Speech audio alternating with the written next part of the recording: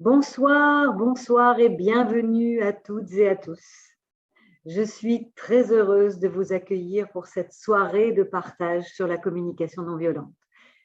Je m'appelle Geneviève Roger, je suis journaliste et réalisatrice et j'ai fait plusieurs documentaires sur la communication non violente et je chemine en CNV depuis quelques années.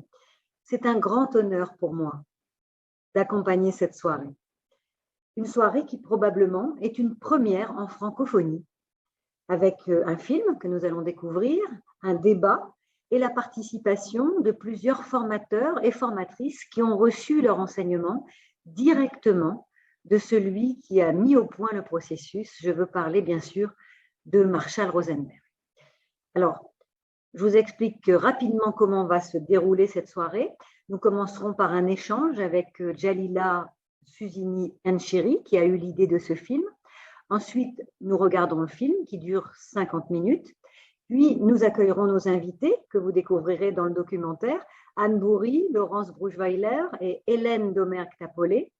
Et ensuite, nous échangerons avec vous dans un moment de questions-réponses auquel vous êtes chaleureusement invités à participer.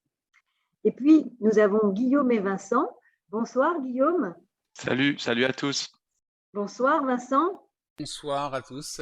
Vous allez nous aider, Guillaume et Vincent, à centraliser les questions et les demandes et à gérer les questions techniques. Nous sommes ensemble jusqu'à 22h15.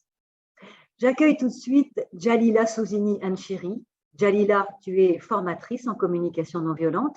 Tu as eu la chance d'être formée par Anne Bourri, la première génération de CNVistes. Le documentaire a été réalisé par Philippe Souaille et c'est toi qui en as eu l'idée. Tu as dépensé beaucoup d'énergie pour l'amener jusqu'ici ce soir, Jalila. Comment tu te sens, Jalila? Waouh! Je sens beaucoup de gratitude. J'aimerais d'abord vous dire merci d'être là, d'avoir dit oui à cette soirée. Je me réjouis beaucoup de découvrir avec vous ce soir, de redécouvrir ce film.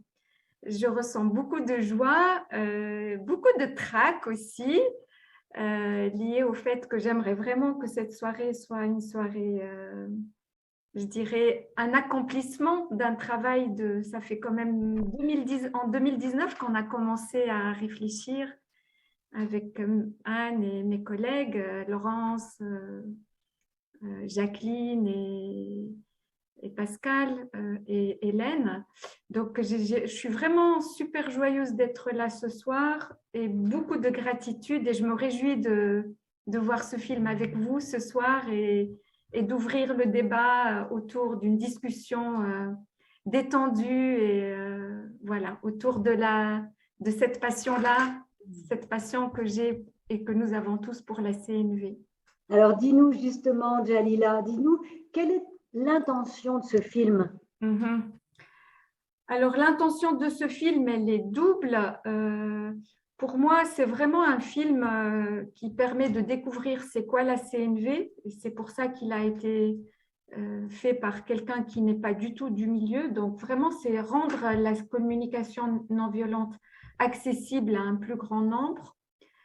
Et c'est aussi, l'intention est aussi pour moi, de garder en fait une trace, une mémoire, parce que j'ai beaucoup travaillé auprès de Anne Bourri qui est avec nous ce soir.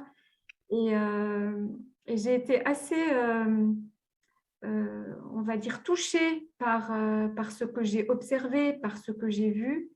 Et j'ai eu cette envie de faire ce film pour garder une trace, une mémoire des pionnières qui ont été formées à la source. Donc, elles ont été formées par Marshall, Anne, Laurence et Hélène. Oui, on peut dire chapeau parce que tu as beaucoup voyagé avec Anne en Afrique, en Tunisie, au Bénin, au Sénégal, au Maroc, au Burkina et j'en oublie sûrement. Donc chapeau, bravo pour cet engagement, on peut dire ça.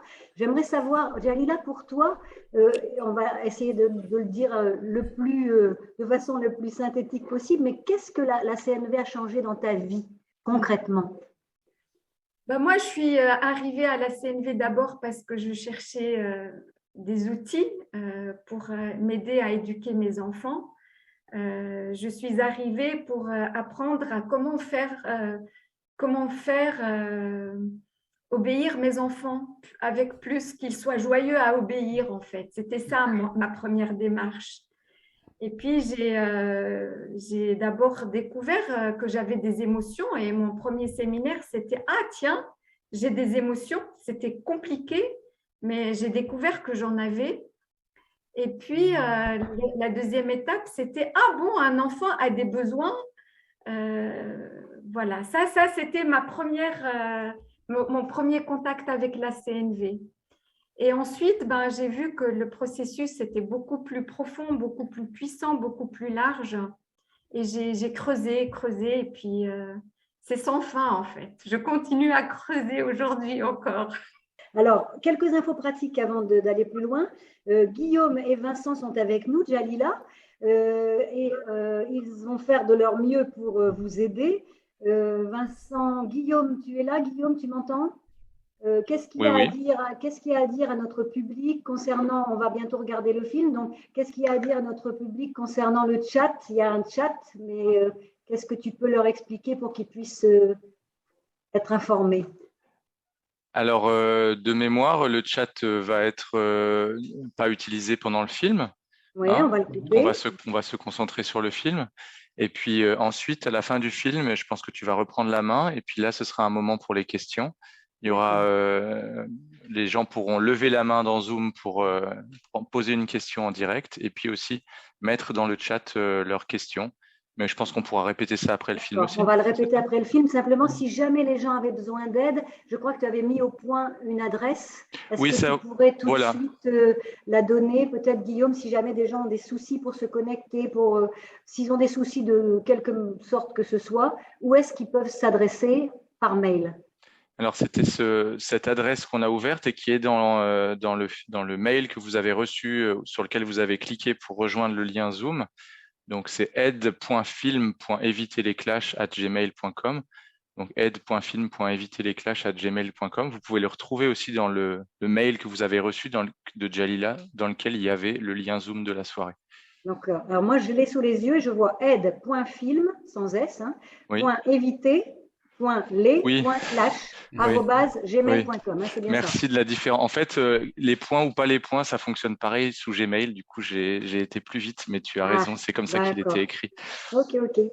Donc voilà, après le film, vous pourrez poser vos questions. Sur le chat va être coupé pendant le film. Vincent, est-ce que tu as un micro pour nous expliquer la meilleure manière de voir le film ce soir? Comment se mettre dans les bonnes conditions? Oui, alors quelques détails. Tu veux bien couper ton micro?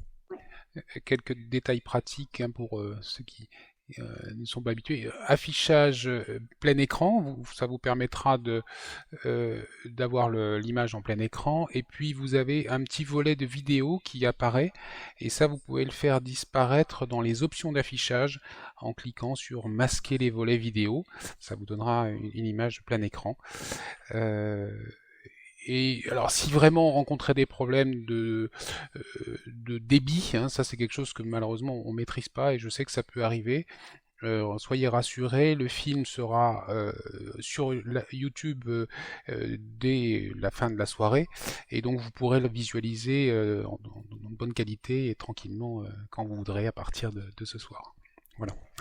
Merci beaucoup, Vincent. Donc, vous avez tous les éléments. Maintenant, il me reste à vous proposer de vous installer très confortablement, le cœur ouvert et si possible les téléphones fermés. Voici donc un film avec un titre qui sonne comme une invitation d'éviter les clashs par les caches. On regarde tout de suite.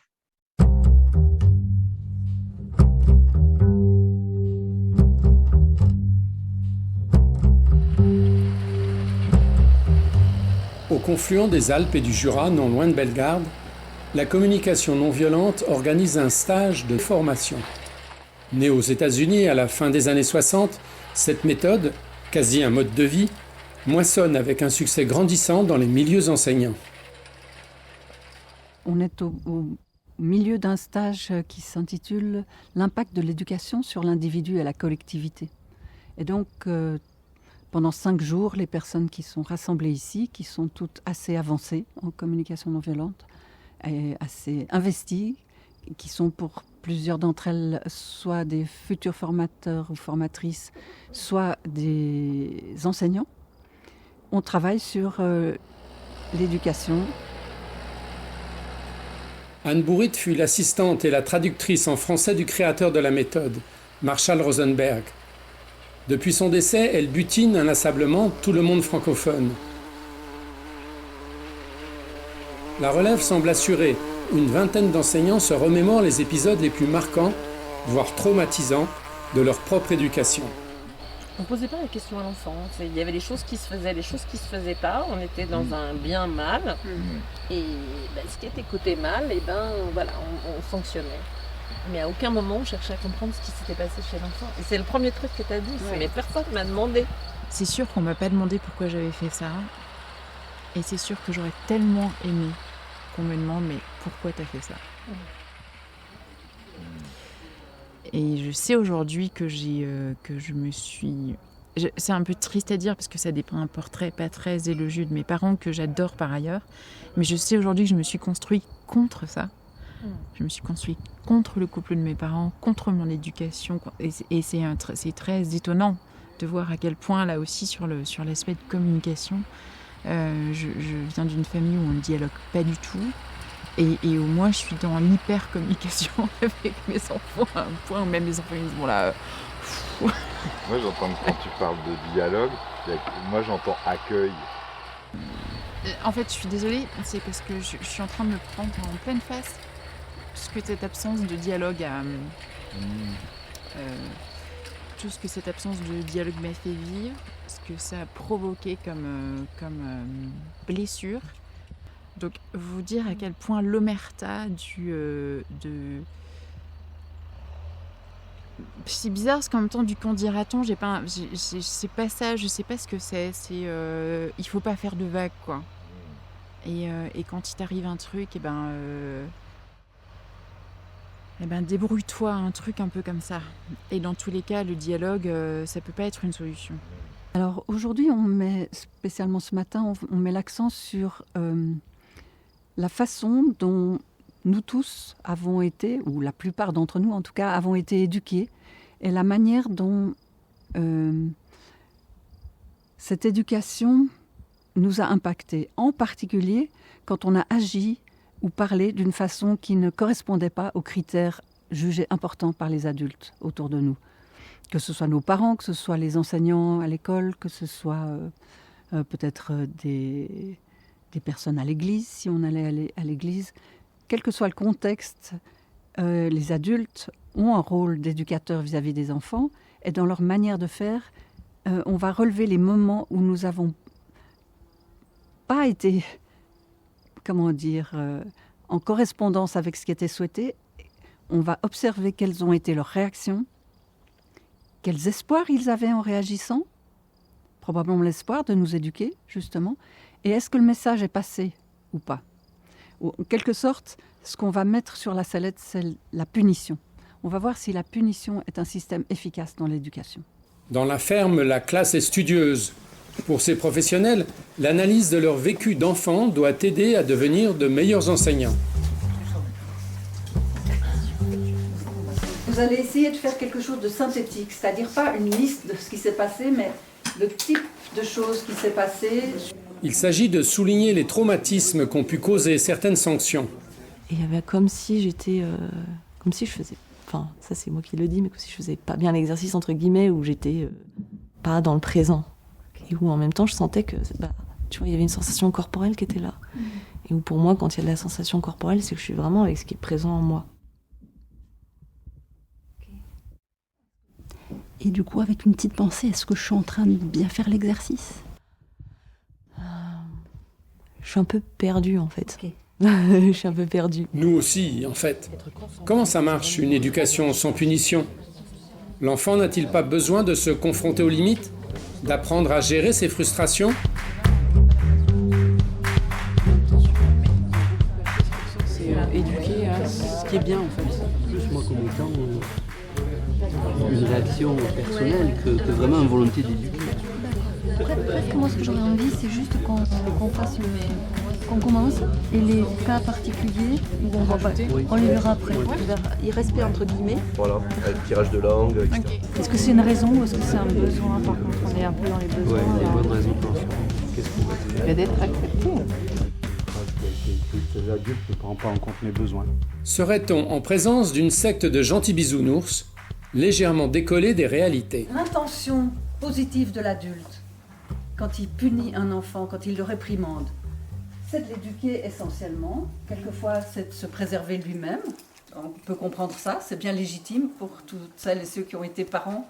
On voit bien qu'à certains moments, on touche à ses limites.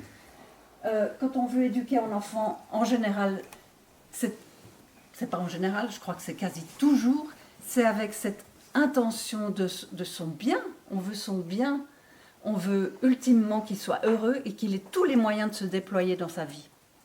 Quand mes enfants étaient plus jeunes, moi j'ai rencontré la CNV tard, et j'aurais tellement aimé avoir de la clarté sur les conséquences de la reproduction, effectivement, de ce que j'avais moi-même vécu. Et du coup, je me dis, mais si j'avais eu cette clarté-là, si à un moment donné j'avais eu ces moyens-là, ça m'aurait sûrement permis de faire autrement. Il y a quelque chose qui... Parce que chez moi, je reconnais les intentions bienveillantes. Et voilà, j'aimerais tellement qu'on donne aux parents partager cette conscience-là pour que peut-être ils aient envie de faire autrement, quoi. Il y a quelque chose qui, chez moi, dit, mais moi, je ne l'ai pas fait par méchanceté, vraiment, je l'ai fait parce que je ne savais pas, je n'avais pas la conscience. Quand j'ai vu ça, je les ai appelés en leur disant, je suis désolée. Dans les sentiments vécus par l'enfant, il y a beaucoup de colère, il y a beaucoup de peur aussi, tristesse, surprise. Il y a vraiment quelque chose qui est en état de choc, on pourrait imaginer, en tout cas dans certaines situations. Et à partir de là, on sait que la capacité à apprendre, la capacité même à entendre, sont diminuées, sont restreintes. Donc il y a quelque chose dans le mode de fonctionnement, je vais dire habituel, qui n'arrive pas du tout à l'endroit qu'il vise. Quand je vois ça, il y a vraiment quelque chose de l'ordre de la tristesse, parce que je crois que je me relie directement à la beauté de l'enfant insouciant, et de voir que qu'il y a l'intention de l'adulte, et qu'il y a quelque chose de l'ordre du gâchis. Et en fait, ça me rend triste. Et en même temps, quand je regarde la dernière feuille, avec ce qui serait aidant pour les enfants pour vivre les choses autrement, je vois la communication non violente, et comme aujourd'hui j'ai la confiance qu'on a tous ça en nous, tous les êtres humains ont ça en nous, et que ça demande à être réveillé, et ça me donne un espace d'espoir où on peut contribuer à plusieurs, et que c'est possible en fait, et qu'on va y arriver. Il y a aussi heureusement beaucoup de choses qui sont en train de bouger, et en particulier grâce à vous.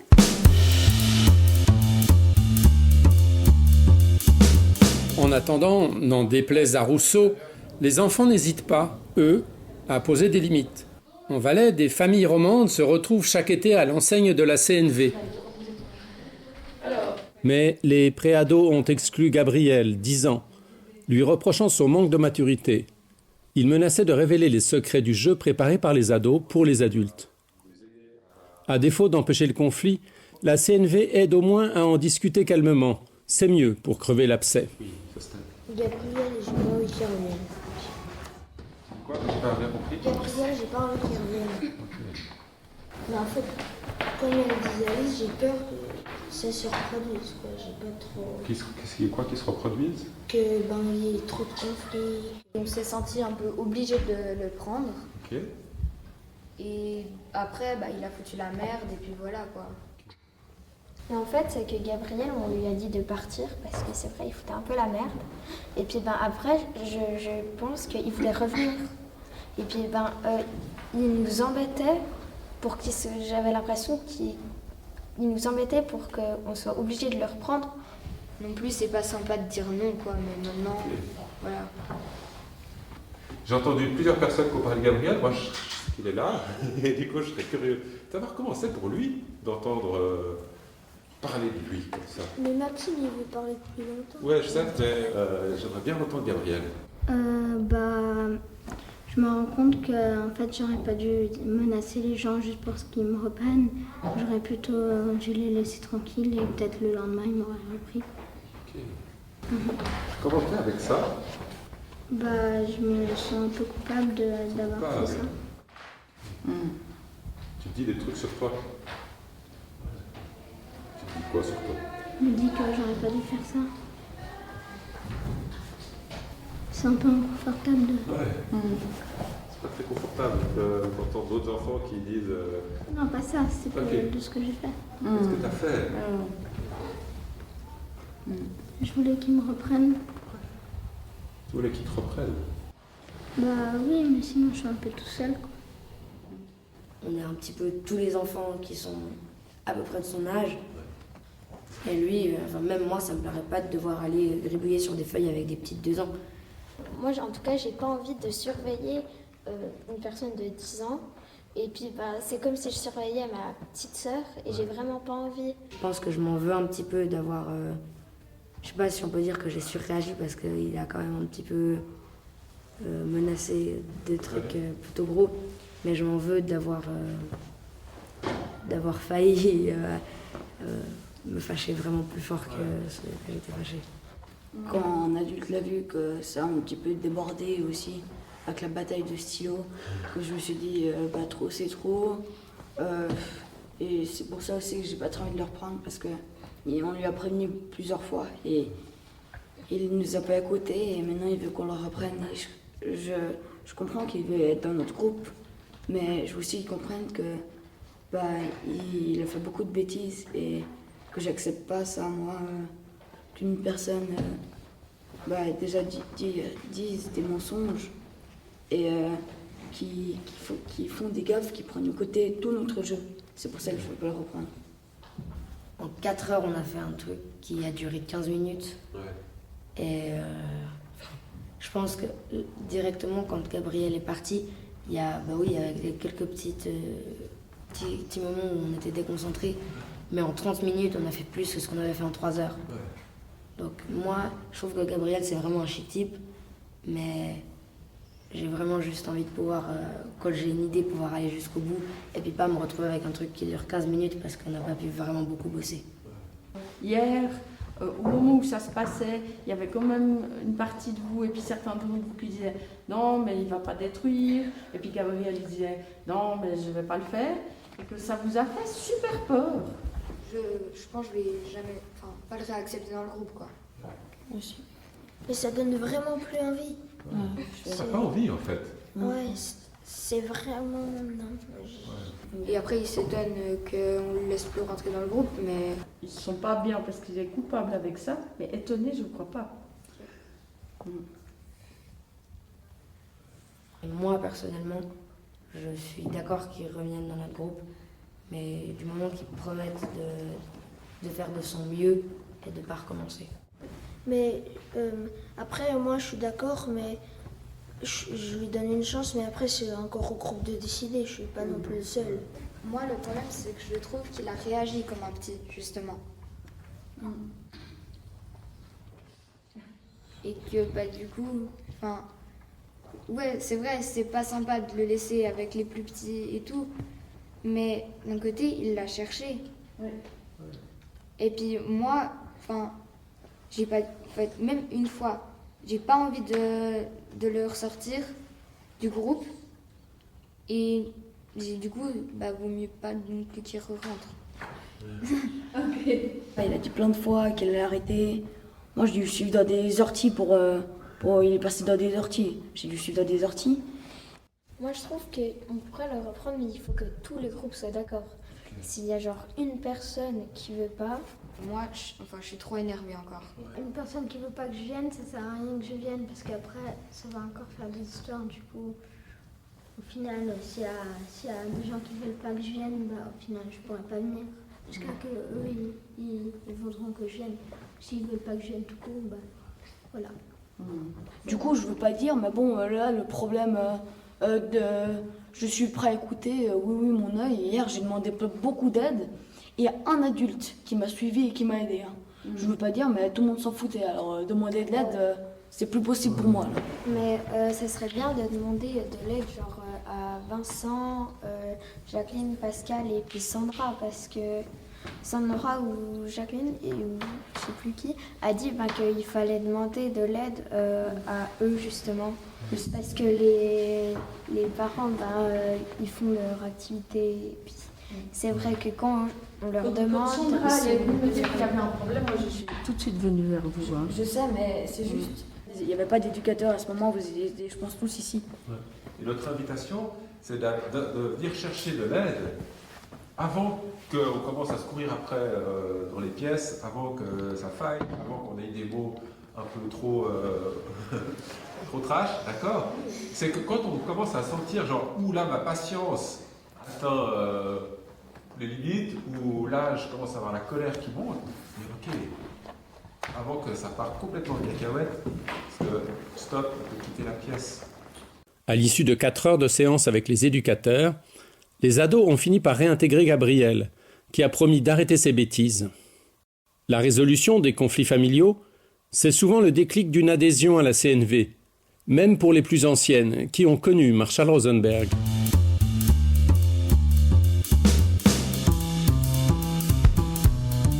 Je sentais que j'avais vraiment besoin de soutien et d'aide par rapport à l'organisation de la famille. Et mon fils aîné était chargé et avait accepté de descendre la poubelle tous les jours à la rue, de s'occuper de ce côté poubelle.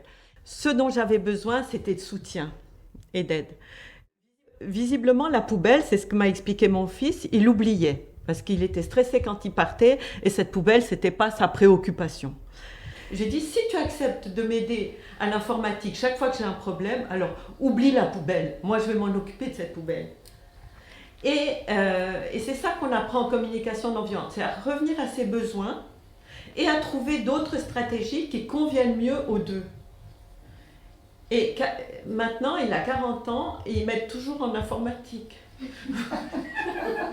Est-ce que c'est chercher la transaction plutôt que la coercition, par exemple? Est-ce que c'est des éléments, ça? Moi, j'aimais bien la manière de Marshall de nous rappeler ça. Il disait simplement, posez-vous 2 questions. Qu'est-ce que vous aimeriez que l'autre fasse ou soit? Là, en général, tout le monde sait très clairement ce qu'on voudrait que les autres fassent ou soient. Et puis, posez-vous une 2e question, parce qu'elle, elle va être déterminante. Pour quelle raison est-ce que vous voulez que cette personne fasse ceci ou soit cela? Est-ce que c'est motivé par la peur de la punition qui lui sera infligée si elle n'obtempère pas? Est-ce que vous voulez qu'elle fasse ça de mauvais gré, mais parce qu'elle cherche absolument à vous plaire et à acheter votre amour? Est-ce que vous voulez que la personne agisse pour des raisons, une motivation intrinsèque, parce qu'elle comprend que c'est dans son intérêt et de l'intérêt du groupe? Tout change suivant le lieu intérieur à partir duquel on fait les choses.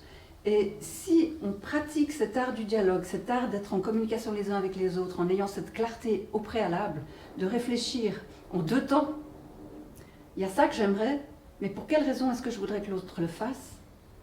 Ça change complètement tout. On ne va plus exiger des autres qui nous plaisent à leur corps défendant, parce qu'on sait qu'à terme, on va le payer. Toujours. Juste toujours. Donc, c'est une histoire d'égoïsme finalement, d'égoïsme sain. On fait les choses en tenant compte de l'autre parce que c'est dans notre intérêt. Et dans notre société occidentale, je dirais, on a tellement pris des habitudes d'individualistes qu'on croit que s'occuper de soi, ça suffit. Et en fait, on est bien placé quand on partage cet outil pour voir que les gens souffrent énormément sur le plan relationnel. Je suis fascinée. J'avais une amie qui était RH dans une entreprise, elle me disait, on est tout le temps en train d'engager des gens pour leurs compétences et on les renvoie pour des questions relationnelles. C'est systématique. J'ai travaillé pendant 17 ans chez L'Oréal, dans une grande entreprise dans le domaine du développement durable et la fondation. Et j'ai découvert la CNV d'ailleurs chez L'Oréal il y a un peu plus de 5 ans. Avec un formateur certifié qui intervient chez L'Oréal et qui m'a donné le goût de la CNV, à tel point que au bout de 2 jours de formation, quand il m'a demandé ce que je voulais faire plus tard, je lui ai simplement dit que je voulais prendre sa place. Donc, il y a beaucoup d'éclats de rire. Donc vraiment, ouais, c'est lui qui m'a dit, j'ai tout de suite vu ce que ça pouvait apporter, notamment dans un contexte d'entreprise où les relations humaines ne sont pas toujours... voilà, en tout cas, il y a beaucoup de choses à faire dans le domaine de la CNV dans ce milieu-là. Je vois l'importance des désaccords et de comment ces désaccords ils peuvent permettre de grandir à partir du moment où on peut entendre le point de vue de l'autre et peut-être voir ce qu'il peut avoir d'intéressant et ce qui peut nous permettre de faire évoluer le nôtre. Et je vois à quel point je vivais pas ça en fait. Je vivais des arguments, des contre-arguments qui amenaient de la violence, de l'agressivité, des menaces. Je voyais comment on restait les uns à côté des autres à s'affronter plutôt qu'à être ensemble. Et c'est pas un monde dans lequel je voulais vivre. Moi, je voulais faire avec les autres et pas... J'avais une place de responsable, par exemple, dans mon travail. Et moi, je voulais faire avec les gens. Je voulais construire avec les gens. Vous prenez 50 personnes, ils disent la même chose, ils n'ont pas la même interprétation. Donc, ce n'est pas un fait. Et il y a beaucoup de conflits qui sont générés par le fait qu'on mélange des faits à des interprétations. Il y a beaucoup de conflits dans les couples, dans les familles, dans les, dans les conflits intérieurs et tout ça, puis après en groupe. On peut déjà éviter pas mal de conflits en séparant les faits des interprétations ou de nos préférences. Et après, allez voir quels sont nos besoins. Parce que si vous allez voir quels sont vos besoins, vous avez plus de chances que l'autre ait envie de contribuer, si vous lui partagez ça, que si vous allez lui partager, que vous trouvez que ce qu'il a dit c'est une bêtise, ce qu'il va faire, qu'il va se couper, c'est fini. Hein. On ne peut plus discuter. Puis on ne peut pas évoluer ensemble.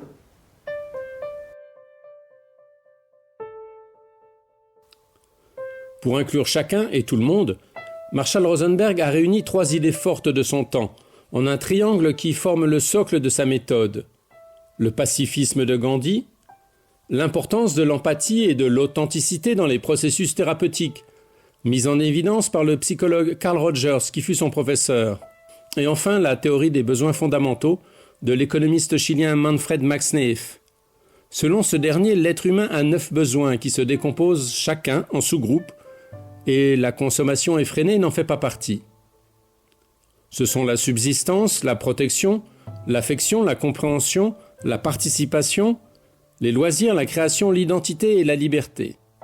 Des concepts utiles dans un indicateur de bonheur brut, mais jamais pris en compte dans la comparaison des taux de croissance du PIB. Psychologue, féru de sociologie, Marshall Rosenberg a testé avec succès sa méthode aux États-Unis, au service de la réconciliation des communautés, déchirées par les émeutes raciales des années 60. Il l'a mis ensuite en pratique à Genève dans la résolution de conflits interétatiques. C'est là qu'il a rencontré les premiers adeptes suisses de la CNV, comme Anne Bourrit et ses collègues. Il était l'un des 14 parrains de la Coordination internationale pour la paix, sous l'égide de l'ONU, aux côtés de Desmond Tutu, du Dalai Lama, de plusieurs prix Nobel et du secrétaire général du Conseil œcuménique des Églises. Marshall Rosenberg est donc un Américain, psychologue clinicien, dont les grands-parents, je trouve que c'est intéressant de le dire, étaient tous d'origine russe à l'époque. Ils avaient émigré aux États-Unis et donc lui-même est né américain. Et c'est un homme qui a vécu des événements assez traumatisants dans son enfance, assez marquants, lorsqu'il y a eu des émeutes interraciales à Détroit où il vivait comme petit enfant, et aussi à l'école primaire où très très vite il s'est rendu compte que des gens, entre les deux guerres, pouvaient manifester de l'antisémitisme à l'égard d'un enfant comme lui. Et donc très tôt, il a cherché, je dirais qu'il a cherché même passionnément à comprendre comment fonctionne l'être humain et à voir comment on peut interagir les uns avec les autres d'une façon qui soit profitable à tous. Et moi, ce qui m'a frappé en ayant la chance de le côtoyer, c'est son esprit de chercheur. Il n'a jamais arrêté de chercher, aussi longtemps que je l'ai connu. Il était toujours en train de lire tout ce qu'il pouvait découvrir qui lui permettait de mieux comprendre l'être humain. Ben moi, je ne l'ai jamais connu, je n'ai pas eu cette chance-là. Alors aujourd'hui, j'ai la chance de côtoyer des gens qui l'ont vu de près, donc je ne suis pas loin de la source. Ce qui m'a le plus inspiré, c'est que c'est un homme de terrain. Et moi, je considère que, en tout cas, là où je m'épanouis le plus, c'est sur le terrain aussi. De pouvoir se frotter, se mélanger à cette société, qui n'est pas forcément ce qu'on pourrait préférer, mais qui est aussi une société qui me permet de vivre ma place. Et je crois que par ce processus, il permet d'intégrer ça, ce côté d'être à sa place dans un grand tout, quoi. De tout ce que j'en ai vu, entendu et perçu, c'était une personne d'une grande ouverture et qui a inspiré beaucoup de milliers et peut-être de millions de personnes. Et disons qu'il a laissé une trace et un outil merveilleux pour que les hommes puissent communiquer de mieux en mieux entre eux. Ce que je pense, c'est que Marshall, si tu nous entends, voilà, merci infiniment. C'est ça que j'ai envie de dire. J'ai du mal à comprendre que à partir d'un homme qui s'est mis un peu à faire le tour du monde en avion et aller donner des conférences et des ateliers partout, et puis faire des médiations à tous les niveaux, que ce soit dans un couple ou entre deux pays en guerre. C'était la même chose, il appliquait les mêmes principes et ça fonctionnait. Et donc, il a laissé quelque chose d'assez phénoménal, malgré le fait que ça ait été si peu médiatisé, si peu, soutenu, relevé, relayé par les médias. Il y a une communauté qui continue de grandir après lui, là. Déjà, je serais hyper intimidée. Mais surtout, ce que je voudrais lui témoigner, c'est de la gratitude pour ce processus qu'il a trouvé. Qui est pour moi vraiment au service de ma vie, c'est-à-dire que ça suit là où j'en suis à chaque instant. La communication non violente, ça nous redonne de la liberté et du pouvoir d'agir, quoi. Et c'est ça que je crois que j'aime beaucoup aussi là-dedans. Je le remercie. Je le remercie pour ce qu'il a fait, pour ce qu'il nous a donné, pour ce qu'il nous a transmis. Et puis j'espère qu'il pourra être fier de nous et puis qu'on est à la hauteur du rêve qu'il avait lui. Ça n'a rien à voir avec un gourou. Quand on met gourou avec une certaine connotation qui est sectaire, emprise, toutes ces choses-là. Mais oui, pour moi c'est un enseignant. Et heureusement qu'il y a des enseignants sur cette terre.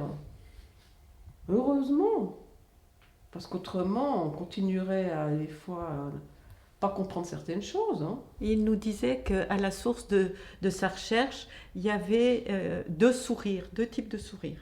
Un type de sourire qui voyait parmi les jeunes qui lui cassaient la gueule simplement parce qu'il s'appelait Rosenberg, et puis un type de sourire qu'il connaissait dans sa famille, de son oncle, et qui venait tous les jours soigner la grand-mère de Marshall, donc sa propre mère, qui était tétraplégique. Et ce type arrivait avec un grand sourire, comme s'il n'y avait rien de plus agréable à faire que de s'occuper de quelqu'un. Et Marshall nous disait qu'il s'est toujours demandé de quelle sorte d'homme il est. Est-ce qu'il est celui qui aime contraindre ou est-ce qu'il est celui qui aime donner? Et que ça a été la base de sa recherche, c'est « je suis quoi? De quel côté ?» Et puis ensuite, il a beaucoup analysé des gens comme son oncle. Comment font-ils pour ne pas se laisser prendre par la violence? Comment font-ils? Et il a cherché. Il a demandé à son oncle, mais aussi à d'autres gens, comment faites-vous pour ne pas réagir, pour ne pas devenir plus violent encore, pour ne pas rajouter à la violence déjà? Et pour moi, c'est certainement un art de communiquer en étant plus relié à soi qu'on a appris à l'être en général par notre éducation, et aussi d'apprendre à se relier à l'autre, quelle que soit la manière dont l'autre va s'exprimer. Même s'il s'exprime que non verbalement, même s'il s'exprime d'une façon qu'on pourrait estimer insultante, on va essayer de se relier à l'autre dans la profondeur de son être, et pas dans l'apparence, pas dans quelque chose de superficiel. Pour moi, la communication non violente, c'est pour des gens comme moi, qui étaient pleins de conflits, qui étaient complètement déconnectés de la vie. Mais il y a des gens qui sont super connectés à la vie, ils n'ont absolument pas besoin d'être là-dedans. Ils sont déjà, ils comprennent déjà les trucs, ils sont déjà dans la coopération, ils sont déjà dans le soutien mutuel, ils n'ont rien besoin d'apprendre. Donc en fait, c'est pas tellement apprendre quelque chose, c'est se reconnecter à la vie en soi, au vivant.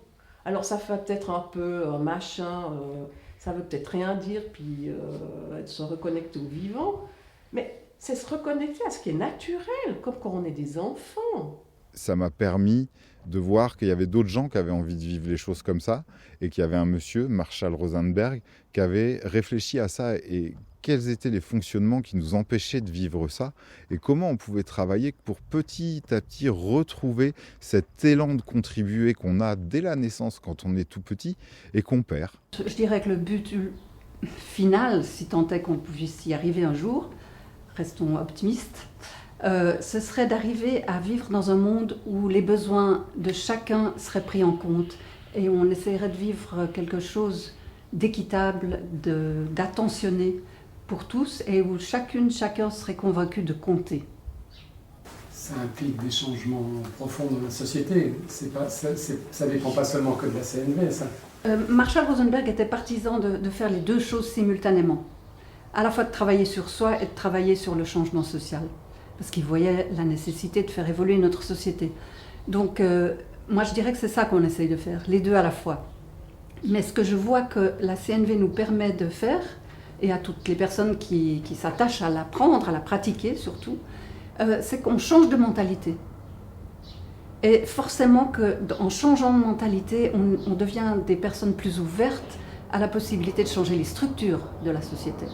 Comment ça se passe quand deux personnes qui doivent communiquer, travailler ensemble ou autres, ont des intérêts opposés? Quand on ne trouve pas de terrain d'entente, ça arrive ça quand même. Alors il y a une très bonne nouvelle. Là, il y a une très bonne nouvelle, c'est que les conflits n'interviennent que et uniquement au niveau des stratégies. C'est-à-dire qu'on a déjà décidé quels moyens on veut utiliser pour satisfaire ses besoins. Et on le fait de façon totalement inconsciente et réflexe les uns et les autres. Si on utilise la CNV, ce qu'on va inviter les gens à faire, c'est à ralentir, à revenir chez soi, ce que j'appelle revenir à la maison, et à se dire mais c'est pour nourrir quel besoin ou quelle aspiration profonde que je veux ça. Et à partir du moment où deux protagonistes comprennent leurs besoins mutuels, on ne peut pas ne pas trouver une solution qui tienne compte de tous les besoins. Quelquefois c'est long, je me souviens d'avoir souvent entendu Marshall dire ça, quelquefois ça prend un temps fou pour amener dans la même pièce de négociation deux parties qui sont en guerre, que ce soit un mari et une femme ou que ce soit, je ne sais pas, des voisins qui sont en mauvais état les uns avec les autres. Ça peut prendre jusqu'à 6 mois pour les convaincre de se retrouver dans la même pièce. Mais à partir du moment où chacun des deux a compris quel est le besoin de l'autre, en moins de 20 minutes, on trouve une solution pour satisfaire tous les besoins. Les gens se bagarrent à propos de stratégie. Ils n'en sont pas conscients puisqu'ils n'ont pas appris à faire ces distinctions à laquelle la CNV nous forme. Mais une fois qu'on connaît ces distinctions, on a un outil de rêve pour résoudre les conflits. Et qui marche, c'est ça qui est génial. Moi je trouve ça génial, ça marche toujours. À condition que les personnes aient assez de bonne volonté pour pouvoir s'écouter mutuellement. Ça c'est quand même une condition indispensable. Donc on ne peut pas évidemment garantir qu'une chose marche toujours, jamais, ça c'est clair. Ce que je veux dire, c'est qu'à partir du moment où quelqu'un reçoit de l'écoute, même quelqu'un qui a en soi beaucoup de résistance ou qui est très fâché, le simple fait d'être accueilli va permettre que quelque chose se détende dans son corps et dans son être profond.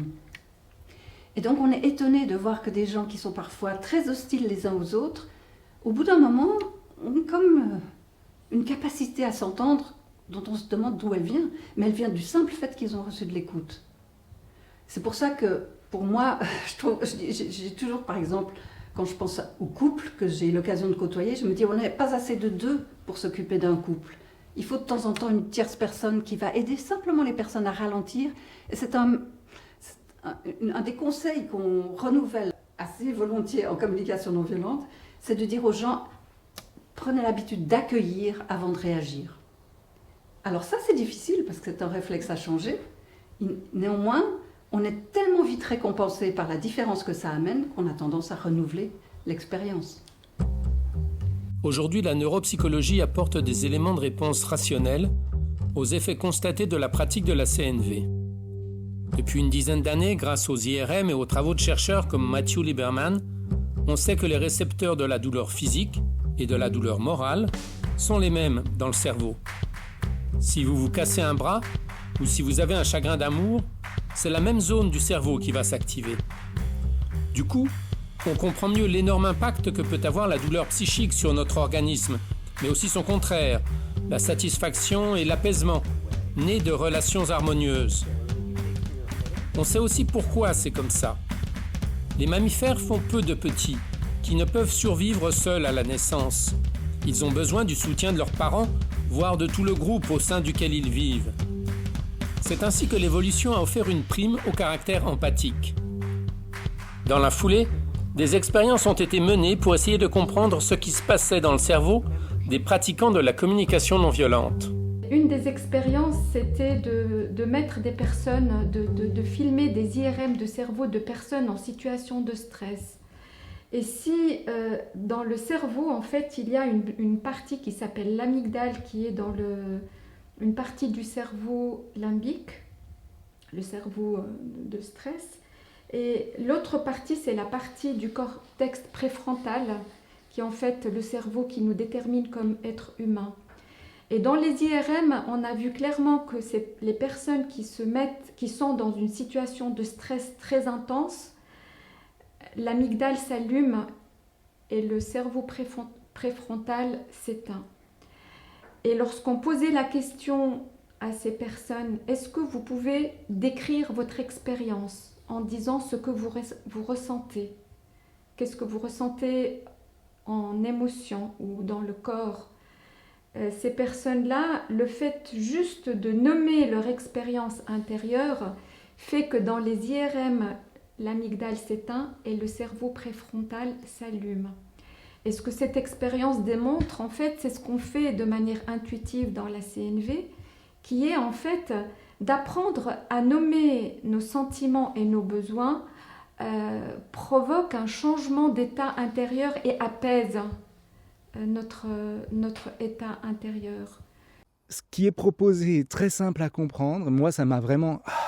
le fait de lire quelque part, ça m'a apporté un soulagement parce que je me suis dit, mais comme la vie est simple en fait, quand on met ça en application, sauf que pour le mettre en application, il faut d'abord désapprendre un certain nombre de choses.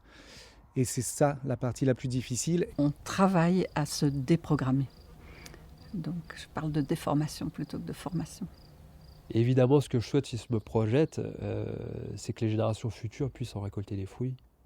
Et que même à un moment qu'on n'entende plus parler de formation de CNV. Quand on arrive tout feu tout flamme avec notre communication non violente, où les gens se disent « ça y est, on va de nouveau me contraindre au dernier truc à la vogue qui marche ». Et je vois qu'effectivement, on a des participants qui sont tellement emballés parce que ça leur fait découvrir, par l'ouverture que ça leur apporte, qui deviennent, on pourrait dire, des fanatiques.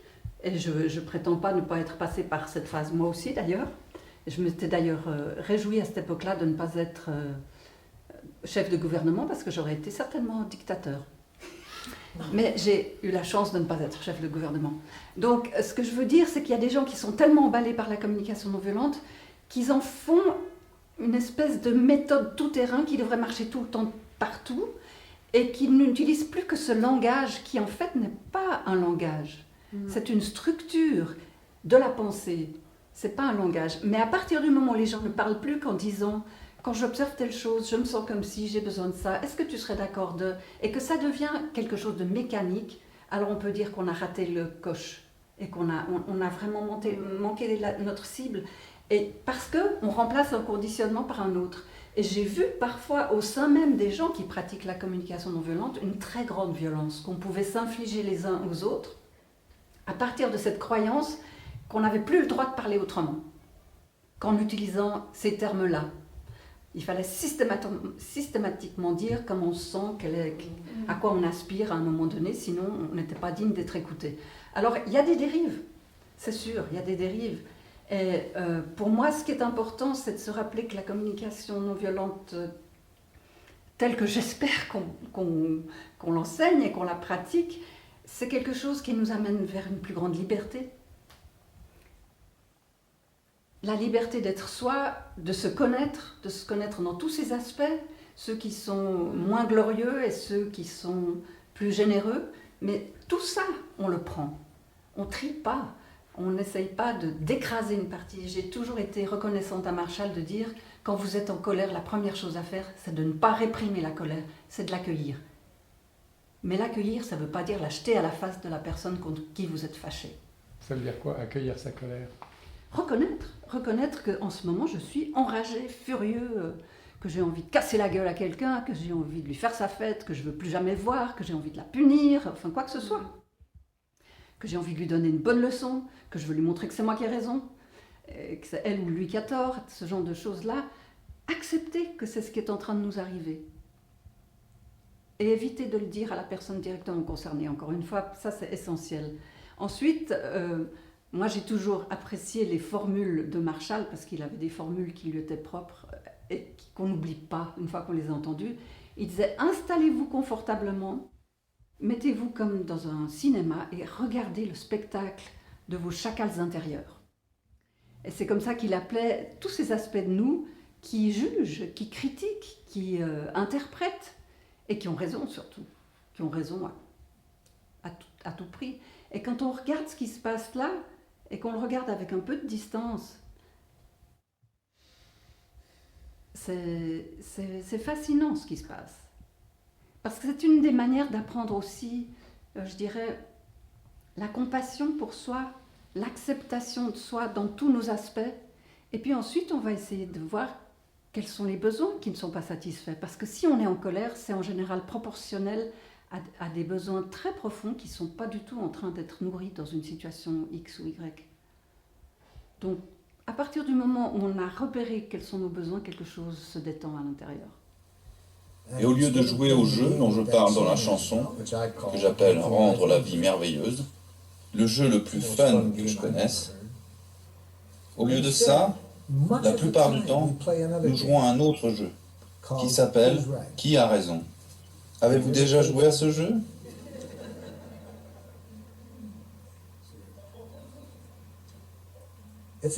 Pourtant, c'est un jeu où tout le monde perd. C'est incroyable. Sur YouTube, les conférences de Marshall Rosenberg font plus de 600 000 vues en anglais et plus de 300 000 en français. Il existe des traductions dans une dizaine d'autres langues, du suédois à l'espagnol, en passant par le tchèque, l'italien ou l'allemand. La méthode a franchi la Méditerranée, devenant un phénomène francophone. Pour ce stage en Tunisie, on vient aussi bien du Cameroun que du Sénégal ou du Maroc, par-delà les différences culturelles.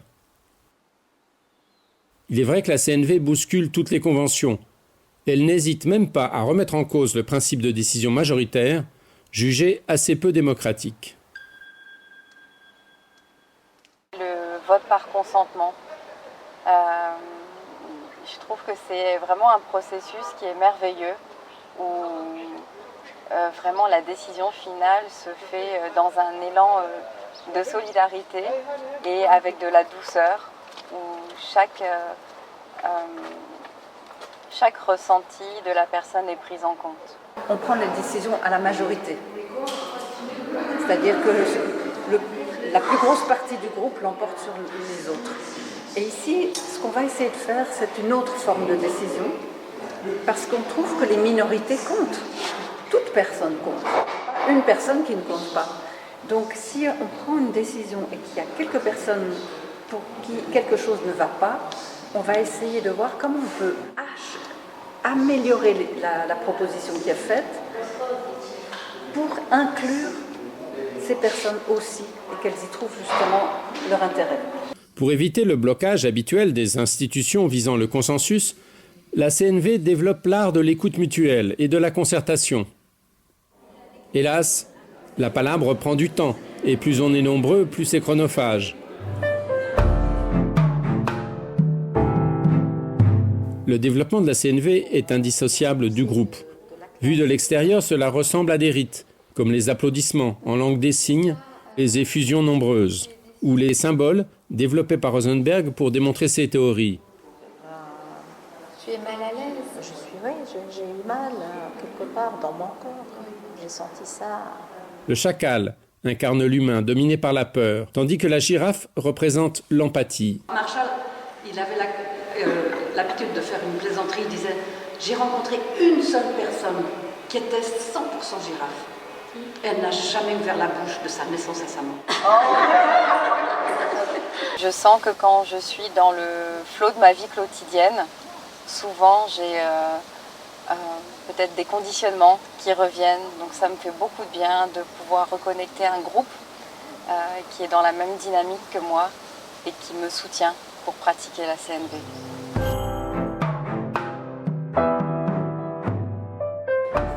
La CNV évoque l'essor d'une religion sans Dieu, mais pas sans leader, d'autant plus adulé qu'il est disparu. Ces missionnaires, hommes et souvent femmes, vivent des nombreux stages payants qu'ils organisent. Intégralement dépendante de Marshall Rosenberg de son vivant, la CNV s'est efforcée, après le décès de son fondateur, de mettre en place une gouvernance partagée qui aille dans le sens d'une société plus humaine. Mais par exemple, on ne donne pas de conseils quand on fait de la communication non violente. On ne cherche jamais une solution. La CNV ne résout pas tous les conflits à tous les coups. Un ogre de mauvaise foi peut fort bien manger le bisounours tout cru. Le but, c'est de laisser émerger une solution qui trouve sa source au sein des parties concernées, plutôt que d'imposer une médiation venue d'ailleurs. Reste que l'utilité de la méthode, quand les deux parties sont de bonne foi, c'est de les amener à se parler dans le but de solutionner le problème, chacun y trouvant son compte, plutôt que pour obtenir victoire en cassant l'adversaire. On le voit bien sur les réseaux sociaux où certains brûlent énormément d'énergie à moquer et insulter l'autre, quitte à massacrer en meute, au lieu de chercher à faire progresser le débat en respectant l'interlocuteur. Pourtant, la perspective de solutions équitables, au lieu de conflits qui dégénèrent, ça fait rêver tout le monde. Il y a plein d'autres choses que la communication non violente qui peuvent permettre d'y arriver. Mais moi, j'ai trouvé dans la communication non violente un truc qui me parlait parce qu'il y a du concret, parce qu'il y a quelque chose qu'on peut mettre en application. Alors, c'est pas facile. Il y a des choses qui viennent de loin, qui sont ancrées. Mais petit à petit, à force de pratiquer, à force d'essayer, je vois des transformations autour de moi. Je vois comment, petit à petit, j'arrive à retravailler avec les gens, à construire avec les gens, avec mes enfants, à vivre des choses sur le plan de l'équivalence, où je leur laisse le droit d'être ce qu'ils sont, tout en posant des limites. Si je suis avec quelqu'un, et puis on doit collaborer ensemble, et puis on doit faire un truc ensemble, et puis on a choisi de le faire, et tant qu'on se retrouve en conflit, j'ai beaucoup plus de pouvoir si j'essaie de me relier à ce qui est important pour moi, à me relier à ce qui est important pour l'autre, que de penser que l'autre il est comme ci, puis que moi je suis comme ça, puis qu'il faut se défendre, puis qu'il faut essayer de trouver des moyens pour savoir qui a raison, qui a tort. Je perds beaucoup de pouvoir, j'utilise mon pouvoir d'une manière improductive. Toutes les personnes que je connais aujourd'hui qui sont vraiment mordues à cette manière de voir, essayent de changer la société. À toute petite échelle. Ils commencent par la relation de soi à soi, et ensuite avec ses proches, et ensuite là où on travaille. Et en ce moment, moi ça me réjouit, parce que je vois que notre réseau prend, de la bouteille avec les décennies qui passent, et je vois des jeunes capables de faire des transformations, d'aller travailler dans des prisons, d'aller travailler dans des milieux où on n'allait pas jusqu'ici, et petit à petit essayer une contagion. Efficace, la CNV taille sa route dans les entreprises, les écoles, les familles et jusque dans les services publics, partout où la communication est essentielle. Cette association genevoise d'aide aux requérants d'asile l'a utilisée pour aider les réfugiés à exprimer leurs peurs sur des sujets aussi lourds que l'isolement, l'infirmité, l'inégalité des sexes ou même le viol. Et ce qui en est sorti toujours, c'est l'importance de parler et de se parler, même, voire surtout, quand le temps du dialogue paraît dépassé. Je n'arrive pas à effacer tes yeux de ma mémoire. Dans tes yeux, je voyais de la haine. Tu t'acharnais sur moi. Et ton visage était si fermé. Je me sentais sale. J'étais si faible sur le moment. J'ai senti l'odeur de la mort. J'étais entre la vie et la mort. J'avais l'impression que chaque respiration serait la dernière.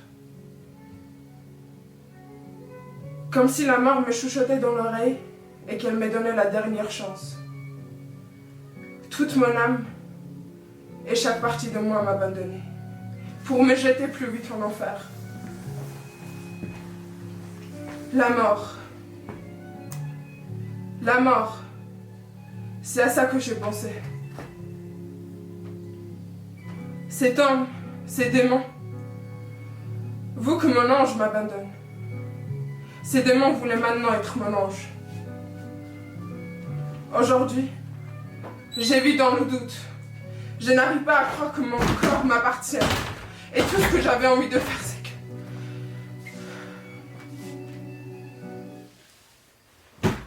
Ce n'est pas la première fois qu'il me fait taire. Tout ce que je voudrais faire, c'est d'en parler. D'avoir la force et le courage de pouvoir en parler haut et fort pour que ça n'arrive pas à d'autres femmes. Mais j'ai honte. J'ai peur. Je veux pas que ma famille le sache. Mais je dois en parler pour que ça n'arrive pas à d'autres femmes. Je dois le faire. Je vais le faire.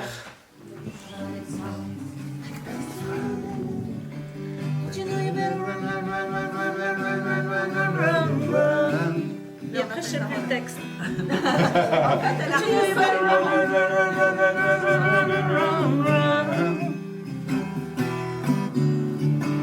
Don't you know, talking about the revolution songs. Mais il me faudrait le texte parce que ouais, là, ça va être un peu redondant. Ouais, c'est ça. C'est ça la CNV, ça parle de révolution.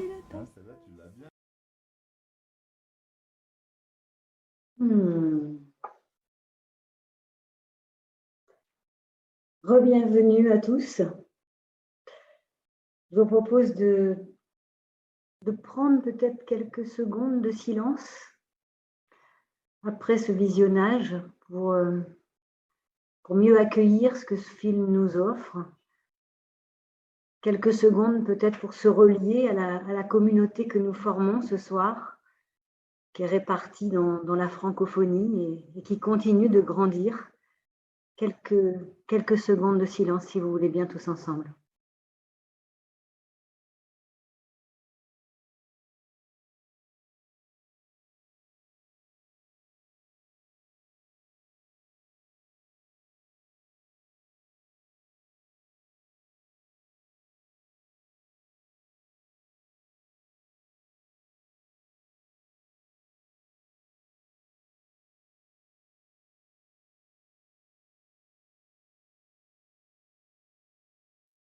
Et nous passons à l'étape suivante de cette soirée avec Jalila et nos invités, Laurence Bruchweiler, Anne Bory et Hélène Domergue-Tapolé. On commence par Laurence Bruchweiler. Jalila, tu es avec nous. Oui, alors je voulais vous dire, j'étais tout le temps avec vous, mais mes enfants sont dans l'autre pièce. Je suis allée voir avec eux pour être avec eux. Donc, vous n'avez pas vu mon image, mais j'étais vraiment avec vous. On l'a bien senti, Jalila, que tu étais là. Alors, Laurence Bruchweiler, tu es avec nous aussi, Laurence? Oui, je suis là. Bonsoir, Laurence.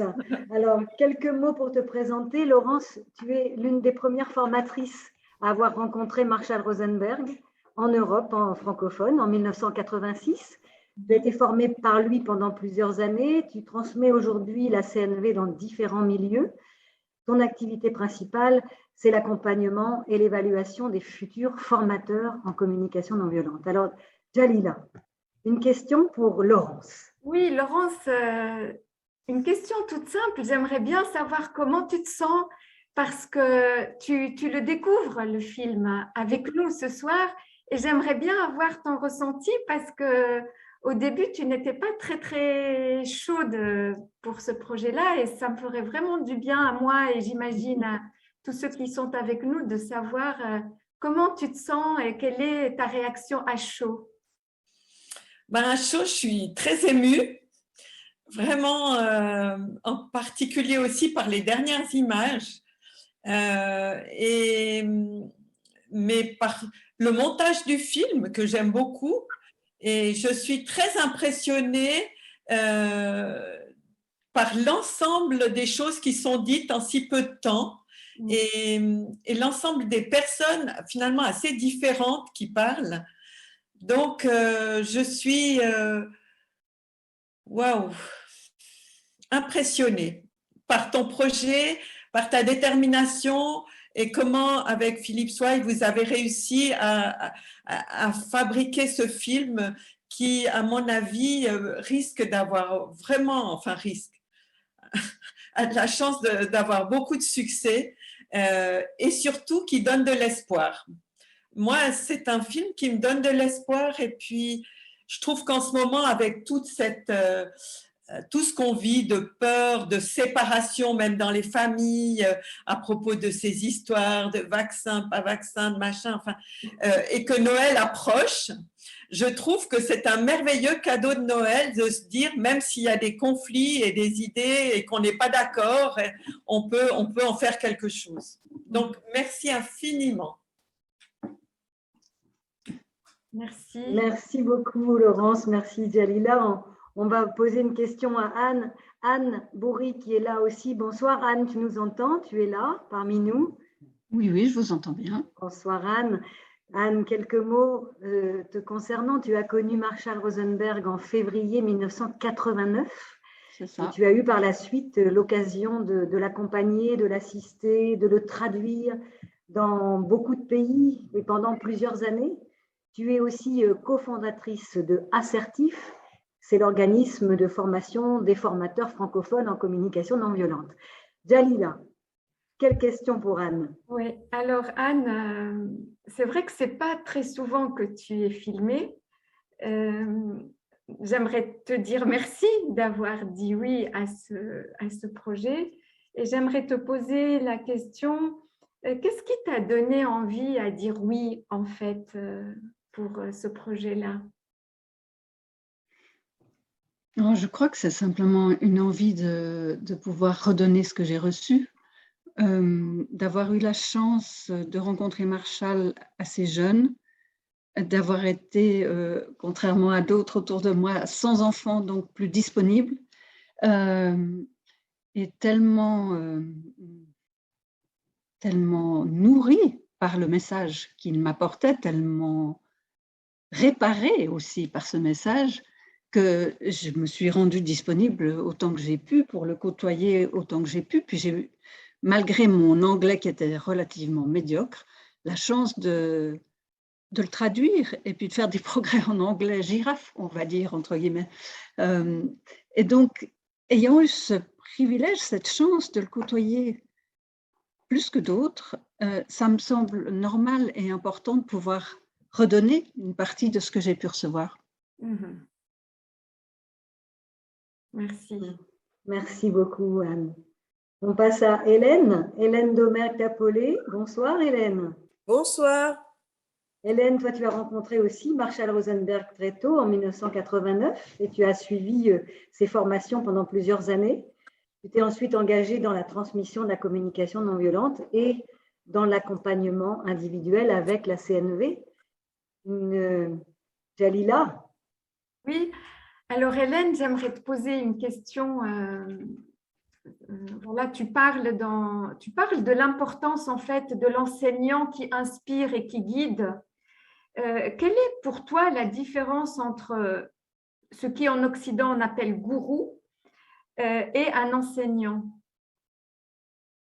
Pour moi, un enseignant, c'est quelqu'un qui nous redonne notre pouvoir, qui n'attend rien de nous, qui transmet mais qui espère pas qu'on soit comme ci ou comme ça. C'est quelqu'un qui ouvre des portes, qui nous permet de voir la vie un peu différemment, mais surtout où on garde son pouvoir. On peut prendre ou pas prendre, il n'y a aucune coercition. Mm-hmm. Et c'est aussi ce que serait censé, parce que gourou, ça veut dire enseignant hein, dans la langue en Inde. Hein. Je ne sais plus quelle langue c'est, je suis désolée. Mais c'est vrai qu'ici, c'est devenu quelque chose de très connoté, avec du pouvoir sûr, des histoires avec l'argent, des histoires avec la coercition, où les gens, ils n'ont plus de pouvoir personnel. Et l'enseignant, c'est absolument le contraire, il nous libère. Il nous libère et il nous redonne notre pouvoir. Mm-hmm. Donc voilà, c'est comme ça que c'est la réponse que j'aurais comme ça, un peu à chaud. Merci à toi, Hélène. Et on a Hélène, Anne et Laurence, et nous aurons d'autres questions qui vont venir tout à l'heure du public. Jalila, tout de suite, quelques petites précisions et demandes peut-être. Oui. Alors, j'aimerais vous inviter vraiment, si vous avez envie, comme on l'a fait dans les différentes communications, si vous avez l'élan, donc cette soirée, elle vous est offerte vraiment. Si vous avez l'élan de faire un don pour nous soutenir, parce que derrière, il y a vraiment beaucoup de travail et on aimerait vraiment pouvoir avoir un peu de sous pour couvrir les frais. Donc, si vous avez l'élan, l'envie de contribuer d'une somme que vous choisissez, merci de faire un don. Le lien, il va être mis sur le chat. Il est aussi mis sur CNV Suisse. Voilà. Donc, vous pouvez trouver le lien sur le chat. Il est indiqué. Vincent, Guillaume vont noter ça sur le chat et vous le trouvez aussi sur le site, sur votre newsletter. Hein. Voilà, il est sur la première page du site. Vous avez reçu par mail l'information. Donc, voilà. Merci. Très bien. Alors, vous êtes venus nombreux, plusieurs centaines ce soir, vous êtes là. Certains n'ont pas pu entrer, certains ont dû renoncer. J'ai vu passer des petits mails pour aller voir le film tout à l'heure sur Internet parce que, évidemment, tout n'est pas fluide dans ce genre de soirée, mais heureusement, vous êtes très nombreux présents. Et vous allez maintenant avoir la parole. Pour poser des questions ou témoigner, vous avez deux solutions maintenant. La parole est à vous. Soit vous allez pouvoir écrire sur le chat en bas à droite de votre écran, Guillaume nous transmettra vos questions. Soit vous pouvez lever la petite main qui est sur votre écran pour cliquer sur la petite main pour dire que vous voulez parler et Vincent vous invitera à ouvrir votre micro. Alors d'avance, merci et de faire assez court pour que le maximum de gens possible puissent parler. Et si vous voulez bien, on peut commencer tout de suite, si vous êtes d'accord, pour prendre les premières questions, s'il y en a. Est-ce que quelqu'un, Vincent, tu m'entends, Vincent? Est-ce que quelqu'un a levé la main et voudrait parler ou pas encore? Pour l'instant, je ne vois pas encore de main levée, mais je vois des messages dans le chat, donc Guillaume va peut-être pouvoir... Alors, je me tourne vers Guillaume pour savoir si, Guillaume, tu as pu noter ou synthétiser est-ce qu'il y a des questions qui pourraient intéresser nos invités? Ça commence tout juste, il y a une première question pour Jalila, c'est pourquoi est-ce que tu as décidé de faire ce film, Jalila? Jalila. Oui, alors j'ai décidé de faire ce film. C'est pas une décision, c'est vraiment la vie. La vie fait bien les choses. Donc, comme je l'ai dit au démarrage, j'ai beaucoup travaillé avec Anne et nous avons vécu des moments en Tunisie, à des moments très forts, comme à la révolution tunisienne, où j'avais vu vraiment des choses, des transformations très puissantes. Et à chaque fois, je me suis dit, j'ai partagé avec Anne, c'est dommage, c'est tellement fort, c'est dommage qu'on n'a pas pu filmer tout ça. Et la vie a fait que je suis membre d'une autre association qui s'appelle Sourire de Femmes, qui travaille, qui soutient les femmes en Syrie.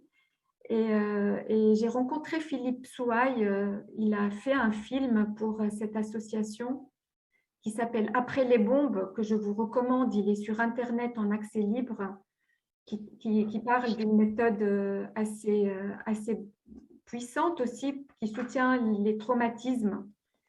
Et voilà, et je lui ai posé la question et j'ai aimé ce qu'il a fait, je lui ai proposé, je l'ai introduit à Anne et voilà, les choses se sont faites comme ça. Je dirais la vie, moi j'ai eu cette intuition et cette envie et la vie m'a fait des cadeaux aussi avec toutes ces rencontres. Voilà. Et voilà. Et je suis très contente parce que c'est pas évident de montrer la CNV dans un film, en fait. Et en tout cas, je suis assez fière du résultat parce qu'on a vraiment pu montrer l'essence de ce processus-là d'une manière que je trouve assez percutante. Et qu'effectivement, il nous donne envie d'aller voir plus loin si on n'a pas encore, perçu ce que c'était, il donne envie d'aller plus loin, effectivement. Est-ce qu'il y a parmi nos aides, Guillaume et Vincent, des gens qui auraient envie de s'exprimer? Vincent, il y a des mains levées. Une question de Harout que je viens d'inviter à ouvrir son micro. Si Harout veut prendre la parole, peut-être. Bonsoir, merci. Merci déjà pour ce film. Et je voulais partager les pépites pour moi cette idée de pour quelles raisons vous voudriez que la personne fasse quelque chose en particulier. C'est la première fois que je l'entends de cette façon-là, où ça m'interroge moi-même à l'intérieur de moi ce que je veux vraiment et pourquoi je veux que l'autre agisse. En fait, c'est comme si j'entendais deux questions dans celle-là, une qui interroge à deux niveaux. Et puis, je voudrais remercier aussi pour l'autre pépite, pour moi, c'est cette histoire d'accueillir comme si je m'installais confortablement face à ma colère qui vient me chercher régulièrement et puis ma tristesse ces derniers temps. Cette idée de s'installer confortablement et de regarder le cinéma de mes chacals intérieurs. Je voudrais vous remercier pour ça notamment. Voilà, merci pour votre écoute. Okay. Merci beaucoup, Harout. Tu n'as pas de questions, Harout. C'était juste une remarque, Harout, ou tu voulais poser une question? Tu voulais complément d'information? Je pense qu'il voulait juste célébrer et puis reconnaître. Très bien. Merci. Merci, Harout. À bientôt. Qui est la personne suivante qui voudrait s'exprimer? On vient de réactiver mon micro, en fait. J'avais plus de micro. Donc non, j'ai pas de questions, si ce n'est à quand une suite. J'adore tous ces films que je vois sur la CNV, les 3 films qui sont sur la chaîne principale, celle-là. Je me réjouis de cette abondance et de cette profusion qui est en train de se créer. Et merci pour tout. Donc, pas de questions particulières. Merci. Merci beaucoup, Harout. On commence à avoir une belle collection de films. On va pouvoir faire un beau festival. Alors, est-ce qu'il y a quelqu'un d'autre veut intervenir? Vincent, tu as quelqu'un qui lève la main? Oui, je vais proposer à Florian de réactiver son micro. Bonjour tout le monde. Est-ce qu'on m'entend bien? Est-ce qu'on me voit bien ici? Oui. On t'entend. Florian, bienvenue. Super, merci beaucoup.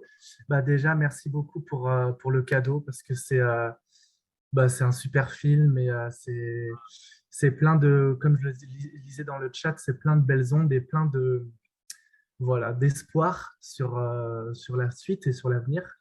Donc voilà, c'est vraiment assez beau. Et je voulais vous partager un témoignage qui va être ensuite une question dans la suite. C'est que j'ai fait une formation de CNV en Guadeloupe sur 3 week-ends. Et en fait, moi, j'étais arrivé, je connais la CNV, moi, j'ai lu des livres, je connais le processus, etc. Enfin, voilà, je suis arrivé justement avec mon ego et je me suis pris une claque, c'est-à-dire que je me suis dit ce qu'on pense. Alors, ma connexion n'est pas très bonne, je ne sais pas si vous m'entendez bien, mais à quel point la CNV, il faut l'intégrer, il faut la respirer. C'est très compliqué, il faut la prendre en douceur et prendre le temps. Et j'honore d'ailleurs Frédéric, qui est la personne qui nous forme en Guadeloupe, qui est extraordinaire et qui imprègne ça, justement. Et ma question, c'est la suivante, et elle est bien touchée du doigt, c'est comment justement ne pas tomber dans ce process un petit peu de j'observe, je ressens, j'ai besoin, et la stratégie, qui est très mentale en fait. Comment vraiment bien se l'intégrer, et c'est une question que je me le pose parce que même en connaissant ça et en l'utilisant, en faisant des binômes de girafes, en faisant tout ce qu'il faut pour vraiment la respirer, je trouve que la limite est très mince Et se l'imprégner, c'est quelque chose, quoi. Voilà, je ne sais pas si c'est clair, mais en tout cas, On va merci beaucoup essayer parce de que c'est... répondre à ta question. Florian, Jalila, tu nous aides à... Peut-être Anne. Anne et Hélène, elles ont levé toutes les deux la main. Donc peut-être Anne et puis ensuite Hélène. D'accord. Merci pour la question, Florian, et salutations à Frédéric quand tu la reverras, parce que c'est quelqu'un que j'apprécie beaucoup aussi. Ce que je vois, c'est que c'est inévitable quand on est des débutants de commencer par, comment dire, pour s'approprier cette structure intérieure que représente la CNV, on commence par balbutier, on répète comme un enfant répète les mots pour pouvoir les apprendre. Et c'est normal, c'est juste une étape. Il faut comprendre que c'est une étape et ne pas s'en vouloir, je crois. Et moi, ce que je trouve important, c'est que quand on est dans les groupes de pratique, quand on est dans les stages, on parle autant que possible la langue girafe qu'on appelle classique entre nous dans notre jargon, c'est-à-dire OSBD, on pratique ça pour créer cette structure intérieure. Et ensuite, quand on se retrouve avec les gens autour de soi, on lâche parce que c'est à l'intérieur et on peut dans la forme être plus souple, surtout si on n'oublie pas que le besoin est essentiel et que faire des demandes peut être très utile. Voilà, ce serait ma part de réponse, mais je suis curieuse de t'entendre, Hélène. Qu'est-ce que tu vas ajouter? Oui, merci pour la question. Ce que j'aimerais rajouter, c'est que c'est comment moi je m'y suis prise. J'aime un peu la seule personne, voilà, c'est moi. Et moi, je ne l'ai jamais utilisée verbalement, cette langue, au départ. Moi, au départ, j'ai compris que c'était quelque chose pour me reconnecter à l'intérieur de moi et que ça valait la peine que je me pose ces questions-là à l'intérieur de moi. Et ça m'intéressait de me poser la question, tiens, quand il se passe ça, c'est quoi mon besoin? Tiens, quand il se passe ça, entre ce que je me dis et entre ce qui est, c'est quoi la différence? Je l'ai beaucoup utilisé à l'intérieur et je n'ai pas parlé comme ça pendant très longtemps parce que j'ai compris que c'était une manière de moi je dirais que c'est de me remettre dans un état naturel et originel que moi je vois les enfants avoir. Moi j'ai des enfants, j'ai des petits-enfants et je vois qu'ils ont ça assez naturellement quand ils sont tout petits et qu'après, ils le perdent par le conditionnement et de l'éducation parce qu'ils apprennent beaucoup par imprégnation, puis ils apprennent à parler comment leurs parents parlent. Hein. Donc, ils n'apprennent pas que la langue française, ils apprennent aussi la langue de ce conditionnement culturel. Donc, moi, je dis que c'est quelque chose à intégrer en soi d'abord et pas trop à le sortir à l'extérieur. C'est pas une langue pour moi, c'est une reconnexion. Voilà, c'était ce que je voulais rajouter. Ok, est-ce que ça satisfait Florian? Est-ce qu'on peut inviter une autre personne à s'exprimer? Vincent, est-ce qu'il y a quelqu'un? Ou on va demander à Guillaume s'il a dans ses chats, j'ai vu passer une question, non Guillaume? Merci Geneviève. Avant la question, j'aimerais juste dire qu'il y a énormément de personnes qui remercient les créateurs du film, qui disent que c'est un très beau film, qu'ils ont été touchés et tout. Donc voilà, je voulais aussi que ça s'entende et célébrer ensemble ces remerciements. Il y a une petite question technique d'abord, c'est quand est-ce que le film sera disponible sur YouTube? Et puis après, il y a une autre question qui concerne plus Marshall pour les grandes interviewées du film. Alors, sur la première question, est-ce que Vincent, tu pourrais nous aider à répondre? Peut-être c'est bientôt? Oui, le film est physiquement déjà en ligne, il sera en mode public sur la chaîne YouTube Sweet Dream dès la fin de l'avant-première. Vous pourrez le trouver par son titre et je mettrai le lien à la fin dans le chat à un moment ou à un autre. Donc, la réponse est tout de suite après le film, vous l'aurez sur YouTube, il faudra taper « Éviter les clashs » et vous devriez le trouver. La deuxième question? Oui, alors c'est un peu plus long, donc c'était une question pour Hélène, Laurence et Anne, alors à voir ensuite comment est-ce que vous répartissez les choses. Ça concernait Marshall et la CNV après lui. Est-ce qu'il parlait de ça avec vous? Est-ce qu'il parlait de transmettre, former le plus de gens possible? Qu'est-ce que c'était un peu ces interactions que vous aviez avec lui? Alors, il y a Laurence qui est d'accord de prendre la parole. Ça te va, Laurence? Il faut juste que tu enlèves ton micro, tu mettes ton micro en marche. Oui, il nous parlait de ça en nous disant que ce qu'il cherchait à créer, c'est une bande de fous qui sont d'accord d'essaimer cet art de vivre, en fait, et qui sont d'accord de le vivre et d'en parler et de l'enseigner. Et voilà. Donc, moi, j'ai toujours retenu ça, c'est que nous n'étions pas des formateurs, nous étions plutôt une bande de fous un peu. Et j'aimais cette idée-là. Et du coup, ça n'entrait pas dans des critères de formateurs d'adultes ou formateurs d'enfants. Non, c'est des gens qui ont envie d'essaimer. Et puis, par ailleurs, il nous a toujours dit aussi, vous ferez mieux que moi. Et moi, ça me touchait de l'entendre dire ça. Et il disait, moi, j'ai fait ce que j'ai pu, mais vous ferez mieux que moi. Et je me retrouve maintenant à mon âge en train de voir des nouveaux formateurs arriver et je me dis, ils font déjà beaucoup mieux que moi. Et c'est incroyable le plaisir que j'ai d'être à l'endroit où je suis maintenant, de voir toute cette nouvelle génération de gens qui sont hyper actifs dans des tas de lieux comme justement la Diane, dans les prisons, dans les écoles, dans les entreprises, mais aussi dans des quartiers, enfin, difficiles. Il y a vraiment des gens maintenant partout, énormément de projets et énormément de gens qui travaillent ensemble.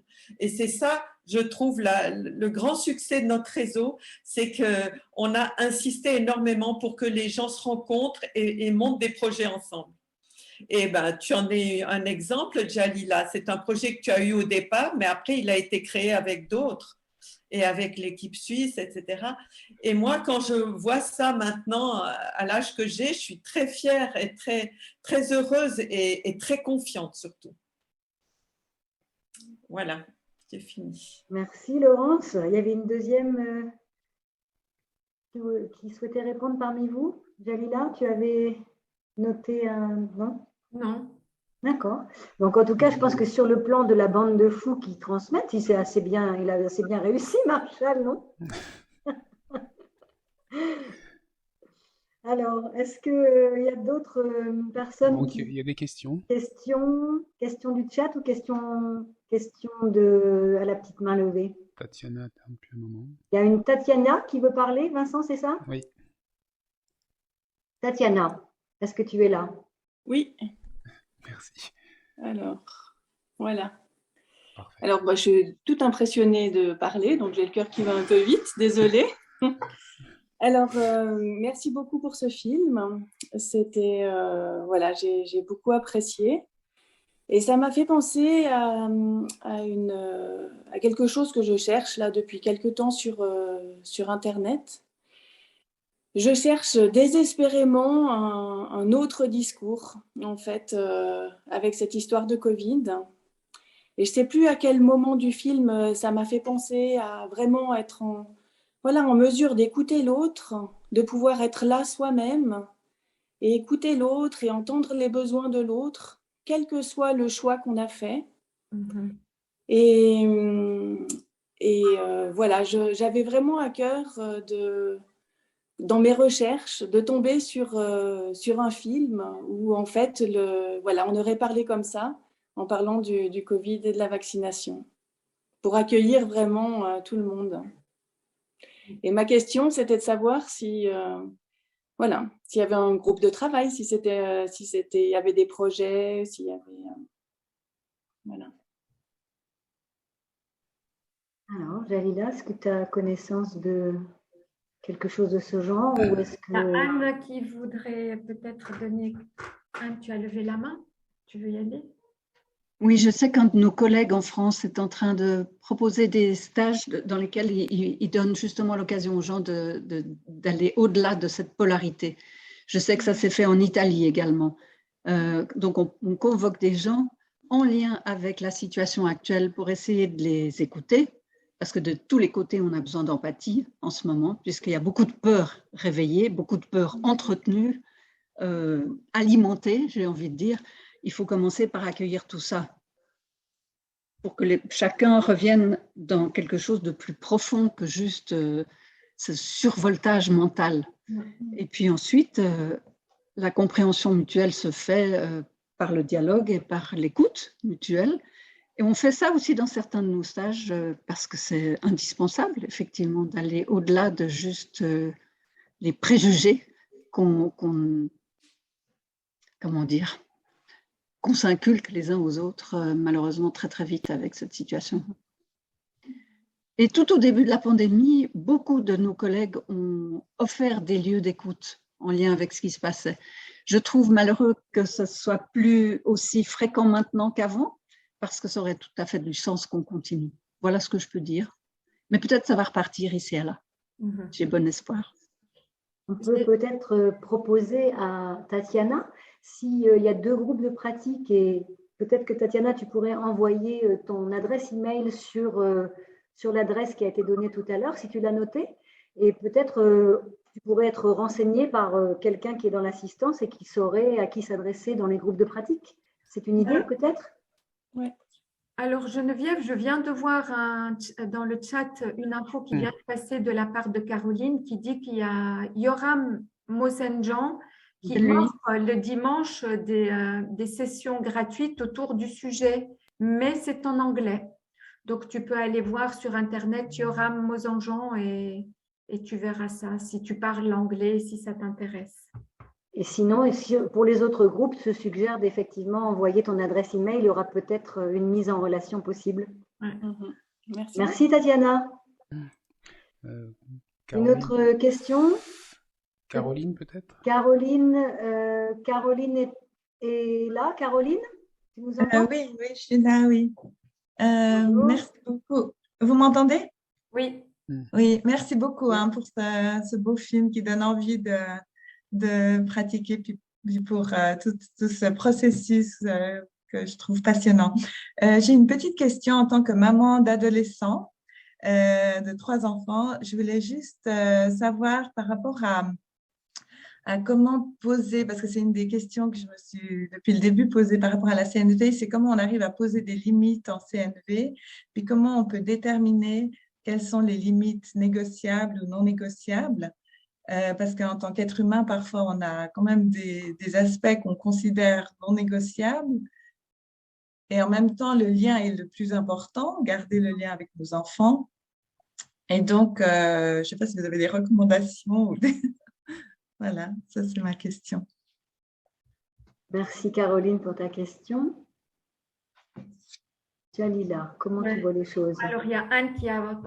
J'ai un début de réponse, mais je ne voudrais pas je ne serai pas exhaustive, donc je demande à mes amis là, de continuer après moi. Pour moi, ce que je vois qui est très important quand il s'agit de mettre des limites, c'est que le baromètre le plus sûr, c'est soi. À un moment, quand on n'en peut plus, on n'en peut plus. Il n'y a pas besoin de chercher un autre raisonnement plus complexe. Donc, c'est simplement de tenir l'environnement, les personnes autour de nous au courant du fait que là, le vase est plein, si on continue, ça va déborder, et quand ça déborde, ça ne va pas se passer comme on aime.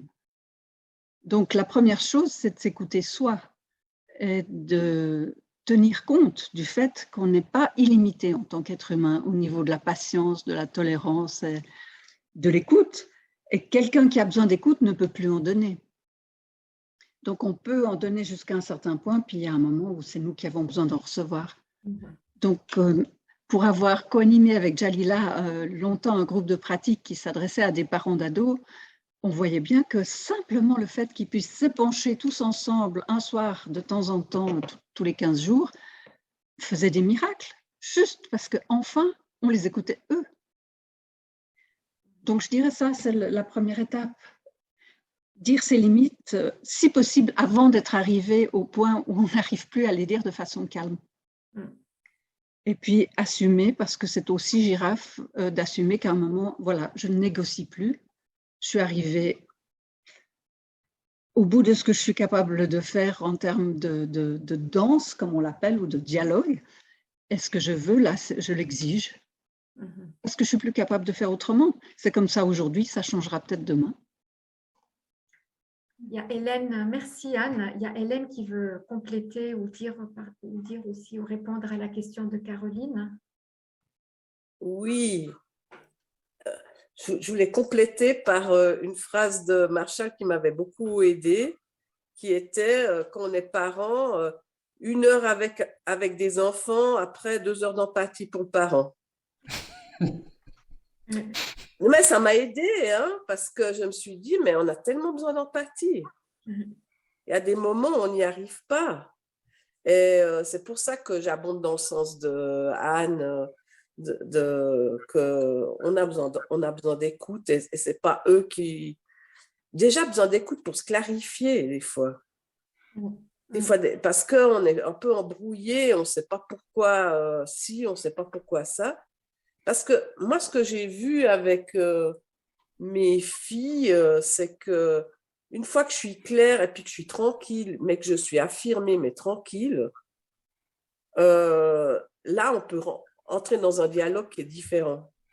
Mais tant que je suis émotionnelle et puis que je ne suis pas claire et puis qu'en fait, j'ai un besoin d'empathie en sous-marin, qu'eux, ils ne vont pas m'offrir parce que s'ils en ont besoin, puis ils n'ont pas du tout envie d'être en empathie avec nous, ça ne va pas marcher.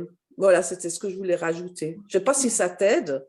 Attends, je n'ai pas vu ton prénom. Merci Hélène, c'est Caroline qui te parlait. Voilà. Ça va Caroline? Ça soutient. Oui. Et j'aimerais compléter pour te dire, Caroline, parce qu'un de tes fils fait partie du groupe des enfants. Et franchement, moi, je suis assez émerveillée de la capacité de ce groupe, en particulier. Je suis émerveillée de la maturité de ces enfants, donc de ton fils, et de sa capacité à s'exprimer et à dire les choses. Et cette scène-là, elle a déjà presque 2 ans, je crois, ou un an et demi.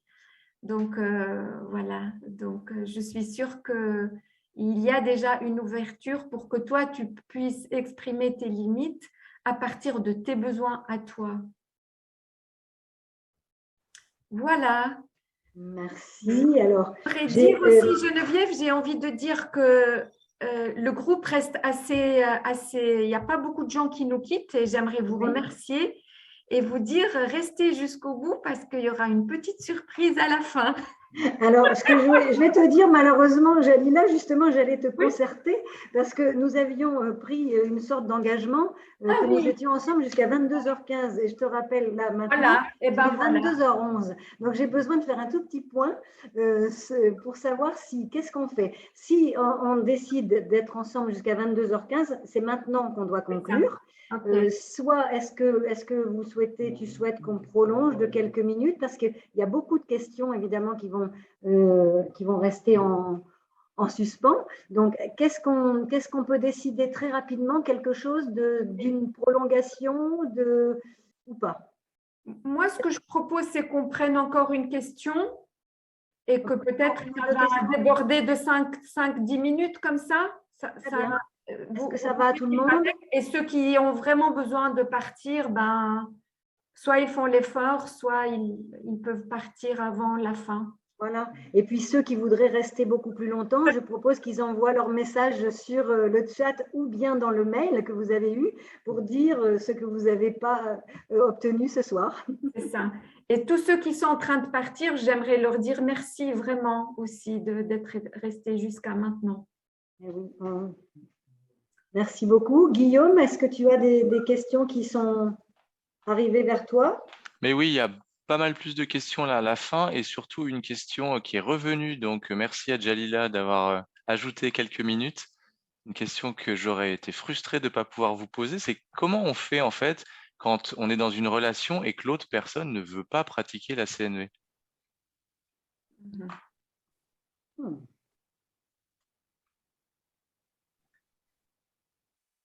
Moi, je vais peut-être commencer à répondre en attendant. Moi, je vais le dire par la phrase de Marshall qui est on passe notre vie toujours à faire deux choses, soit à célébrer ou reconnaître les cadeaux ou à faire le deuil. Et quelqu'un qui ne fait pas de la CNV, ça peut être difficile pour soi de ne pas avoir quelqu'un qui a envie de pratiquer. Et en même temps, ça va de la liberté de chacun et que la CNV, c'est d'abord la pratiquer de soi à soi.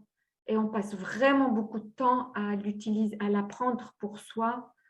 Et en tout cas, moi, si je parle pour moi, au début, j'ai beaucoup fait d'efforts pour que les autres fassent comme moi, jusqu'au jour où j'ai compris qu'en fait, ça ne sert pas beaucoup. Bien au contraire, les gens n'ont pas envie d'être poussés à pratiquer de la CNV.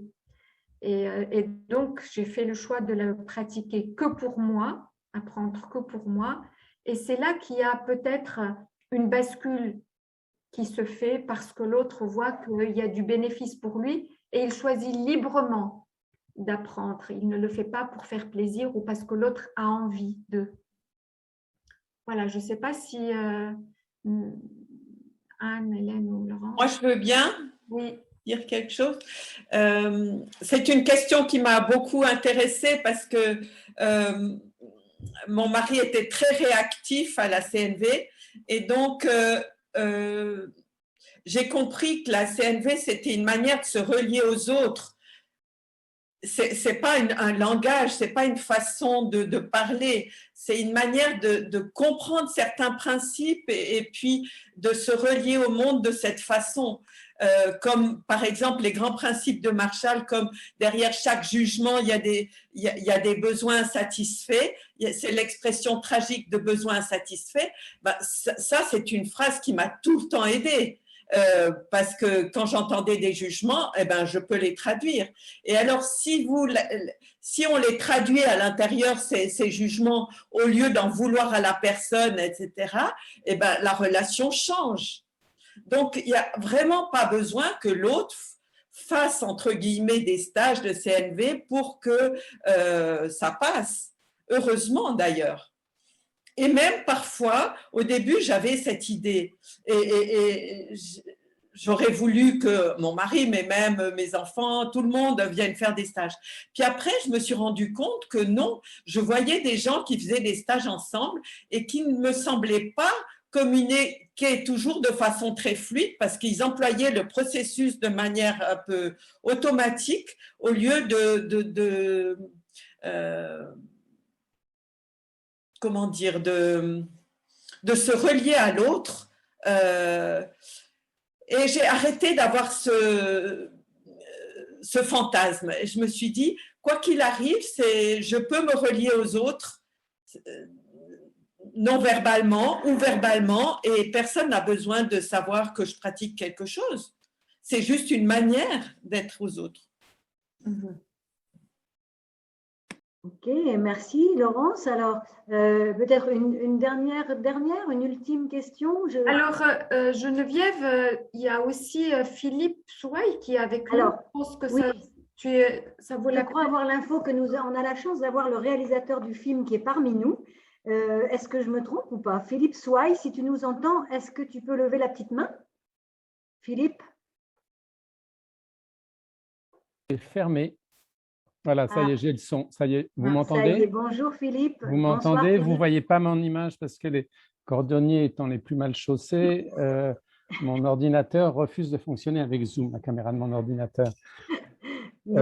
Oui, voilà. Donc, je suis avec vous, je vous entends. Mais merci d'être là.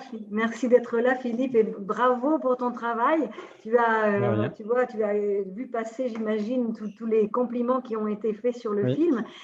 En tant que réalisateur du documentaire, Philippe, tu es aussi journaliste, écrivain. J'imagine que le sujet a peut-être un peu surpris. Qu'est-ce qui t'a interpellé le plus? Ce qui m'a interpellé, c'est que dès mes premières recherches, j'ai découvert les dimensions de la CNV au niveau du nombre d'adeptes, je dirais, et de l'importance du travail. Je veux dire, je pense avoir une culture générale assez large. Ça fait plus de 40 ans que je suis journaliste et que je connais beaucoup de monde et je n'avais jamais entendu parler de Marshall Rosenberg.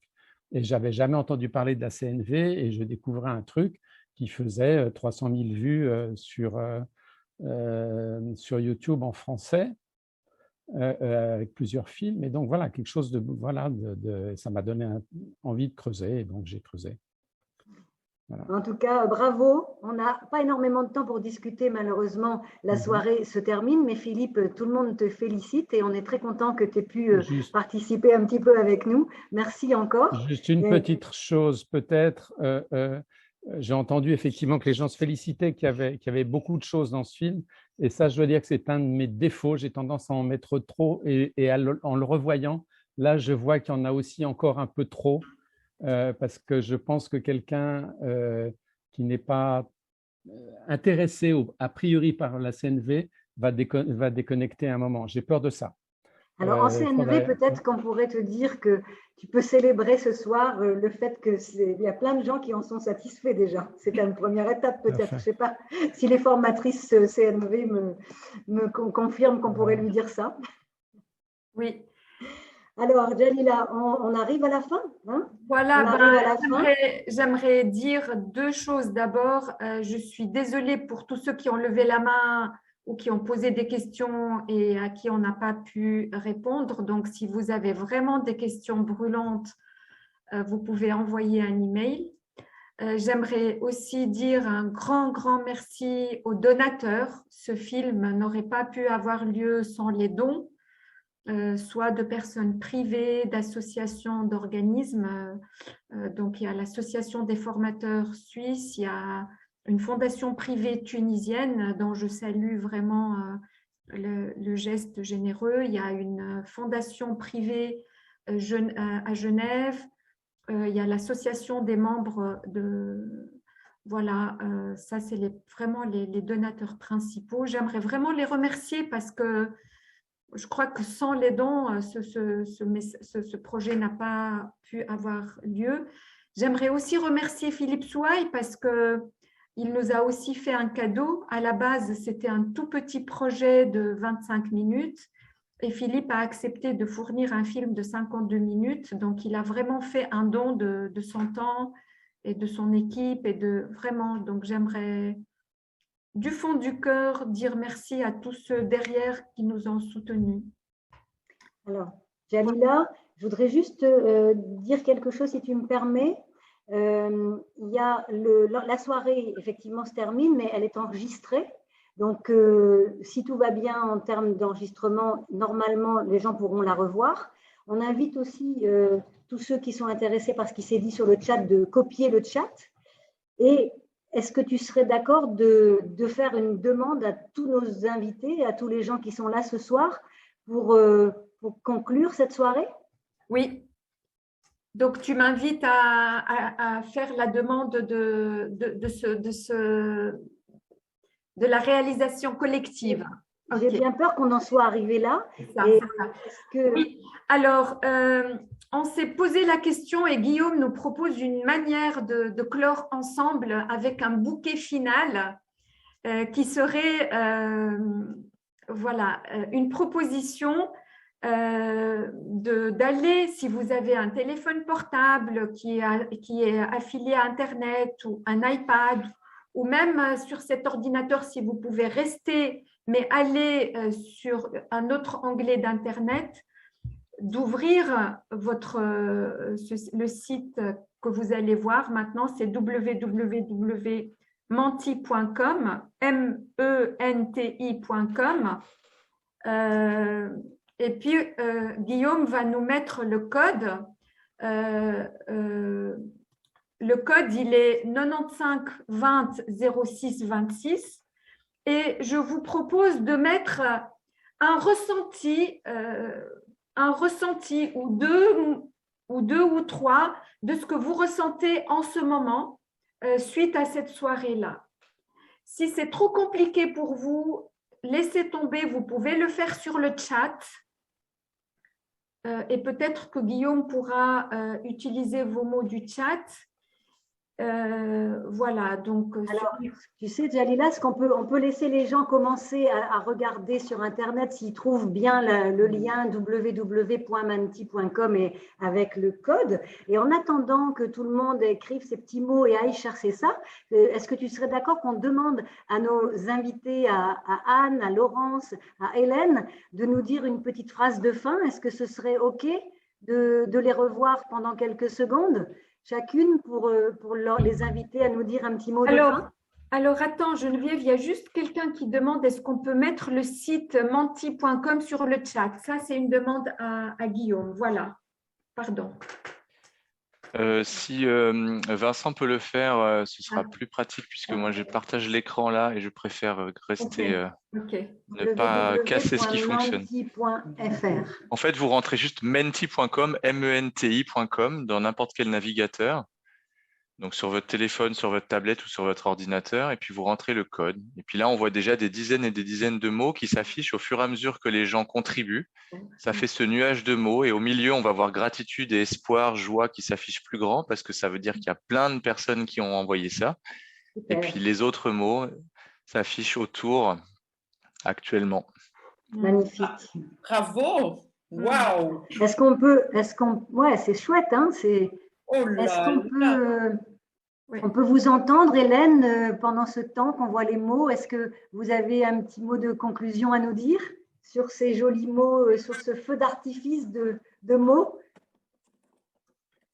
Moi, je veux bien dire merci à toutes les personnes qui se sont mobilisées ce soir pour être avec nous. Et en particulier, j'ai été très touchée de voir des gens de différents pays du monde et de savoir que même de loin, ce qu'on a proposé intéressait les gens, donc ça m'a énormément touchée. Merci, merci du fond du cœur.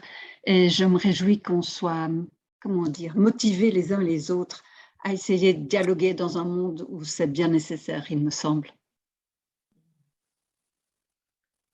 Anne. Laurence, Hélène, un petit mot de fin? Alors, moi, je me joins aux paroles de Anne, des remerciements de toute la communauté ici présente.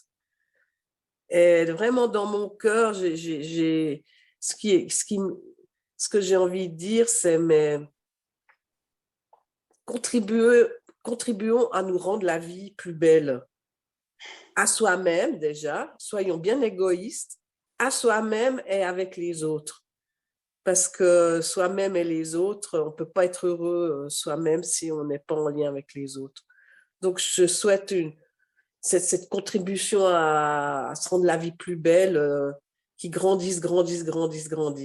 Voilà, j'ai fini. Et Laurence?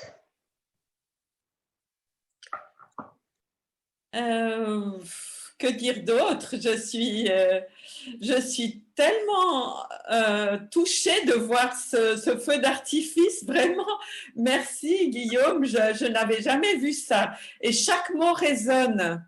Et je dirais que celui d'émerveillement résonne beaucoup en ce moment. Et émerveillement que la technique nous permette de vivre ça.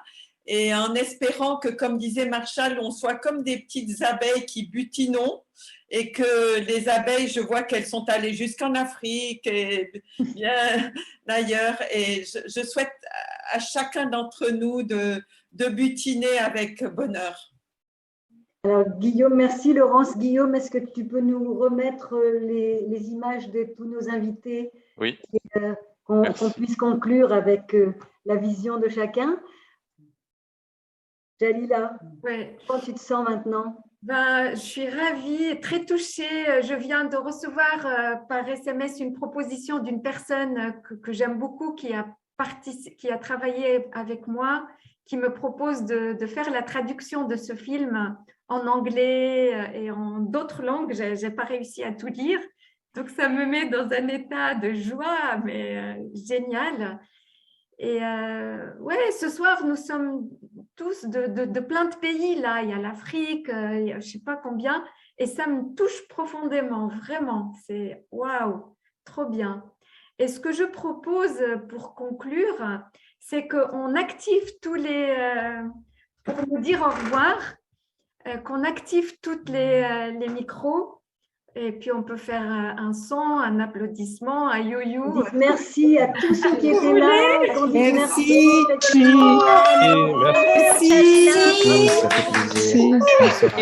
Bravo, bravo, bravo. Beaucoup à tout le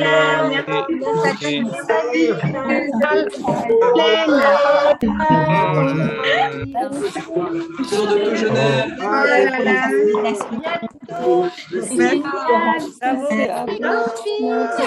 Magnifique. Merci, au revoir. Campagne.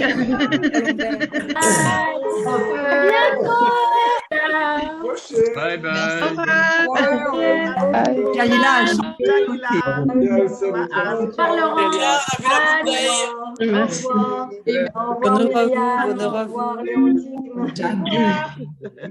Bye bye. Merci. Au revoir, Lucia. Au revoir, Bye, ciao. Au revoir, Dominique. Gros bisous. Au revoir. Au revoir. Bisous. Merci. Au revoir. Bye. Au revoir. Merci. Au revoir. Guillaume, Vincent, de rester. Au revoir. Au revoir, Philippe. Anne. Salut Léontine. Au revoir, Léontine. Merci à Guillaume, merci à Vincent, merci à Merci, Jalila. Merci tout le monde. Merci Jalila. Merci à tous. Merci. Ça fait longtemps. Bye. Ciao,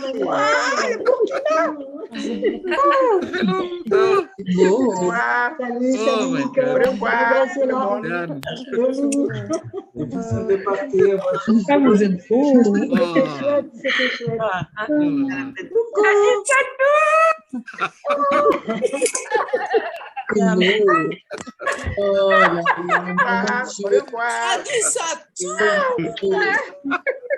Marshall, il doit être trop content de nous voir tous là. Ça, c'est ensemble. possible, hein. Ça, c'est pas possible. Ah, Galila.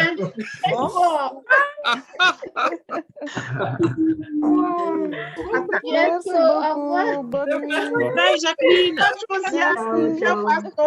Ciao, Jacqueline. T'as dit ça tout. En fait, on n'a pas envie de partir. Hein. On dirait. Ouais, on n'a pas envie de partir. Merci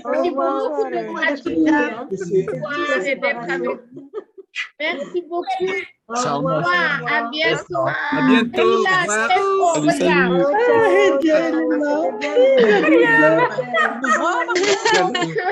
Ça s'arrête pas. Oh my God.